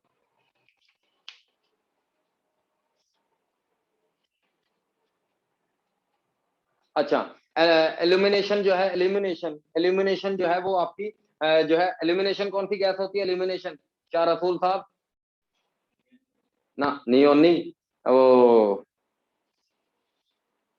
एक और होती है। अच्छा, खैर जी, नेट पर भी गलत आता है इसका, नेट पर भी गलत आता है, नियोन आ रहा है ना, ना, मिथेन, मिथेन आ गई याद मुझे, और इल्यूमिनेटिंग मिथेन, मिथेन या कुछ, हाँ ये बाबर अमीन ने भी बता दिया, मिथेन, मिथेन बिल्कुल, मिथेन होती है इल्यूमिनेशन के लिए, मिथेन आपकी गैस यूज होती है। उसके बाद जी आपकी ऐसे, ये यानी शादी ब्याहों में हम इल्यूमिनेशन करते हैं, रोशनियां करते हैं, तो उसमें क्या होता है जी, ये जो छड़ियां होती हैं, यानी ये एवरीडे साइंस है, एवरीडे साइंस, ठीक है जी। शादी हॉल में क्या होता है जी यूज, लाइटिंग के लिए आप क्या यूज करते हो, इल्यूमिनेशन के लिए क्या यूज करते हो, ठीक है जी, ऐसे बेसिक बेसिक चीजें, ठीक है जी। और उसके बाद आपकी फ्रीक्वेंसी क्या होती है, साइकिल पर सेकंड होती है, और उसके बाद यानी एक सेकंड में कितने साइकिल कोई चीज लगा रही है, साइकिल पर सेकंड, फ्रीक्वेंसी, ठीक है जी। वेवलेंथ क्या होती है जी, वेवलेंथ उसकी लैम्डा है, lambda over F, lambda over F, ठीक है जी। यानी आपका विजिबल स्पेक्ट्रम भी मैंने बताया हुआ, 400 नैनोमीटर से लेकर 700 नैनोमीटर तक, ठीक है जी, एक वेव लेंथ है, यानी इस इतनी रेंज में आप देख सकते हो चीजों को, आपकी एक वेव लेंथ है, ठीक है जी। तो उसके बाद जो है आपकी और क्या चीज होती है एवरीडे साइंस में, यानी ये स्पेक्ट्रम है हमारा, ठीक है ना, ये स्पेक्ट्रम है, इस स्पेक्ट्रम में घूमो फिरो, ठीक है जी, और एवरीडे साइंस को करने की कोशिश करो, ठीक है जी। क्यों, और एक दिन ले लो, 2 दिन ले लो, ठीक है, लेकिन इसके ऊपर दिमाग खपाओ और रियल लाइफ के, ताकि एवरीडे साइंस में यानी इतनी कोई बाहर की चीजें नहीं आती। प्लांट्स के बारे में पूछ लेते हैं आपके, प्लांट्स के बारे में, प्लांट्स भी तो आपका वो एक 5 थिंग्स में है ना, 5 जो बेसिक चीजें हैं प्लांट्स में, जाइलम क्या होता है, फॉलम क्या होता है, सेकेंडरी रूट्स क्या होते हैं, प्राइमरी रूट्स क्या होते हैं, ठीक है जी।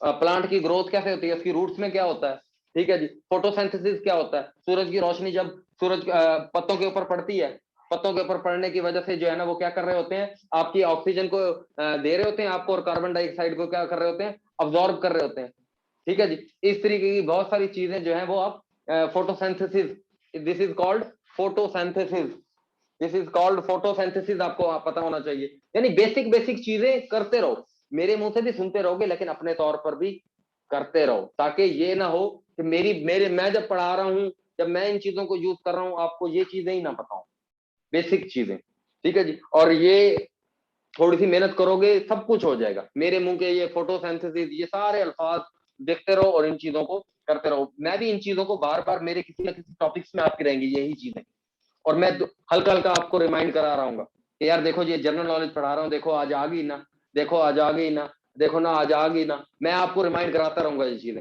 जब आपको मैं अर्थ कंपोजिशन पढ़ा रहा हूँ, जब आपको मैं वाटर साइकिल के बारे में मजीद बता रहा हूँ, वाटर बॉडीज के बारे में बता रहा हूँ, आपकी अर्थ क्रस्ट के बारे में बता रहा हूँ। आई होप आपको एवरीडे साइंस की क्लियर जो है ना एक इंडिकेशन और इसका सिलेबस जो है वो पता चल गया होगा कि क्या सिलेबस है और क्या कैरी करता है एवरीडे साइंस।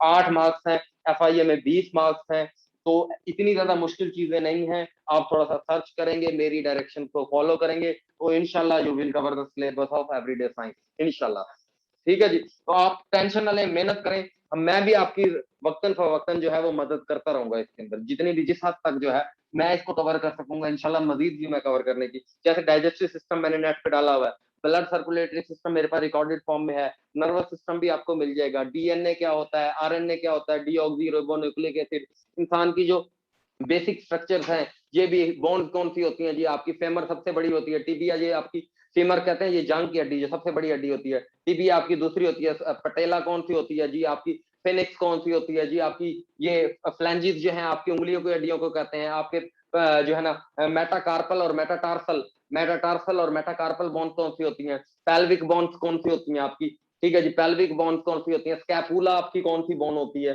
ठीक है जी। बोन्स के बारे में ह्यूमन जो है ना आपको स्केलेटन के बारे में थोड़ा बहुत, आपको रिब्स आपकी कितनी होती है, हल्की फुल्की ये मैंने आपको कवर करानी है, प्रोटीन विटामिन। लेकिन यार ये जो रैंडम से सवाल होते हैं, ये ग्रेविटेशन, ये फलाना, तो ये सेलिनिटी, ये मैंने ये आपको कराने हैं, बोन्स शोन्स विटामिन प्रोटीन, लेकिन ये मैंने आपको आज एवरीडे साइंस के कुछ और चीजें जो आज आप समझते हो कि यार वो बड़ा डीप चला गया, हालांकि जैसे राइबोसोम, डीएनए, राइबोसोम क्या होता है, राइबोसोम प्रोटीन फैक्ट्री होती है, डीएनए क्या होता है, डीऑक्सी रिबोन्यूक्लिक एसिड आपका बेसिक स्ट्रक्चर है। यानी कोई इंसान भी जो है ना उसके, आप इंसान हो ना, इंसान का जो है ना वो किस चीज से मिलकर बना है जी, सेल से मिलकर बना है, ठीक है जी। अब सेल के अंदर आपके सेल के डिफरेंट पार्ट्स हैं, इन पार्ट्स के अंदर आपका न्यूक्लियस होता है, न्यूक्लियस के साथ आपके क्या होते हैं जी, आपके वो जो है ना राइबोसोम्स लगे होते हैं, राइबोसोम्स के अलावा आपका डीएनए होता है, डीएनए के बाद आपकी जीन होती है, ठीक है जी। जीन यानी आपके जो जीन है, जीन से मिलकर आपका क्या बना होता है, आपका डीएनए बना होता है, ठीक है जी। और जीन जो है वो यूनिट है जो है ना हेरिडिटी का यूनिट है जीन के बारे में। जीन के बारे में ये मैं आपको थोड़ा सा, मेरे पास ये वाला लेक्चर है, ये मैं आपको डिटेल में जीन, डीएनए, सीएनए, ये तो वो आरएनए, आरएनए डीएनए में कैसे इंफॉर्मेशन को ट्रांसमिट करते हैं। लेकिन आप ये समझते हो कि यार ये चीजें कवर नहीं की जा सकती, ये बिल्कुल बुनियादें हैं। जैसे एबीसी में ए बी सी है ना, जैसे अलिफ बे में अलिफ बे है, जैसे फारसी में आप कहते हैं कि फारसी के दिनों के नाम शंबा, यक शंबा, दो शंबा, सह शंबा, चार शंबा, पांच शंबा, खम्स शंबा, ठीक है जी। तो जुम्मा, ठीक है जी, हफ्ते से शुरू होकर, जैसे हम ये दिनों के नाम है, ये बेसिक चीजें हैं फारसी में, तो वो उनको तो नहीं हमें मुश्किल लगते हैं, लेकिन हम भी अगर तरतीब से कर लेंगे तो हमें भी आसान लगना शुरू हो जाएंगी चीजें। आपको उस वक्त आप नहीं कर सकते जब आप जो है ना उनको मुश्किल लेते हो। ये है साइंस की बेसिक अलिफ बे, इसके ऊपर थोड़ा सा टाइम लगाओ, असल में टाइम नहीं लगाया, दिमाग नहीं लड़ाया, इसलिए नहीं आता। टाइम लगाओ, दिमाग लड़ाओ, एवरीडे में देखने की कोशिश करो, इंशाल्लाह you will cover the all things.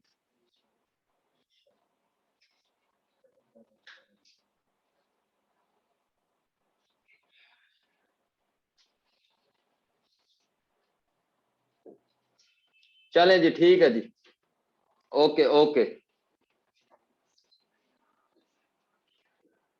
अब इसके नोट्स तो खुद बनाओ ना, इसके नोट्स तो आप लोगों ने खुद बनाने हैं, ये तो एक आपको एवरीडे साइंस का हाँ हाँ, आज के दिन के लिए ये टाइम था, कल तो वही हमारा टाइम है। आज के लिए सिर्फ ये टाइम था, कल हमारा वही 5:30 बजे से लेकर हमारा जो है ना 7:30 बजे तक का टाइम है। ठीक है जी, आज के लिए ये सिर्फ टाइम था। तो जो है ना कल से हमारा वही टाइम है। तो आप एवरीडे साइंस का, मैं बस ये आज एवरीडे साइंस का हमारा, अब हमारा एक कन्वेंशनल पीपीएससी शुरू हो जाएगा, लेकिन उसमें ये वाली सारी बातें आ रही होंगी। अगर आपने ये तैयार ना की तो ये फिर आपको नहीं समझ आ रही होंगी, वो एक एडवांस कॉन्सेप्ट। ठीक है, तो आप आई होप करोगे तैयार।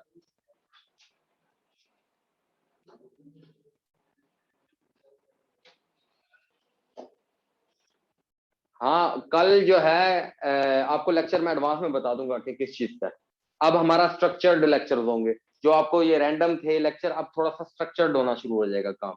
लेकिन अपने दिमाग में रैंडम रहने दो चीजों को।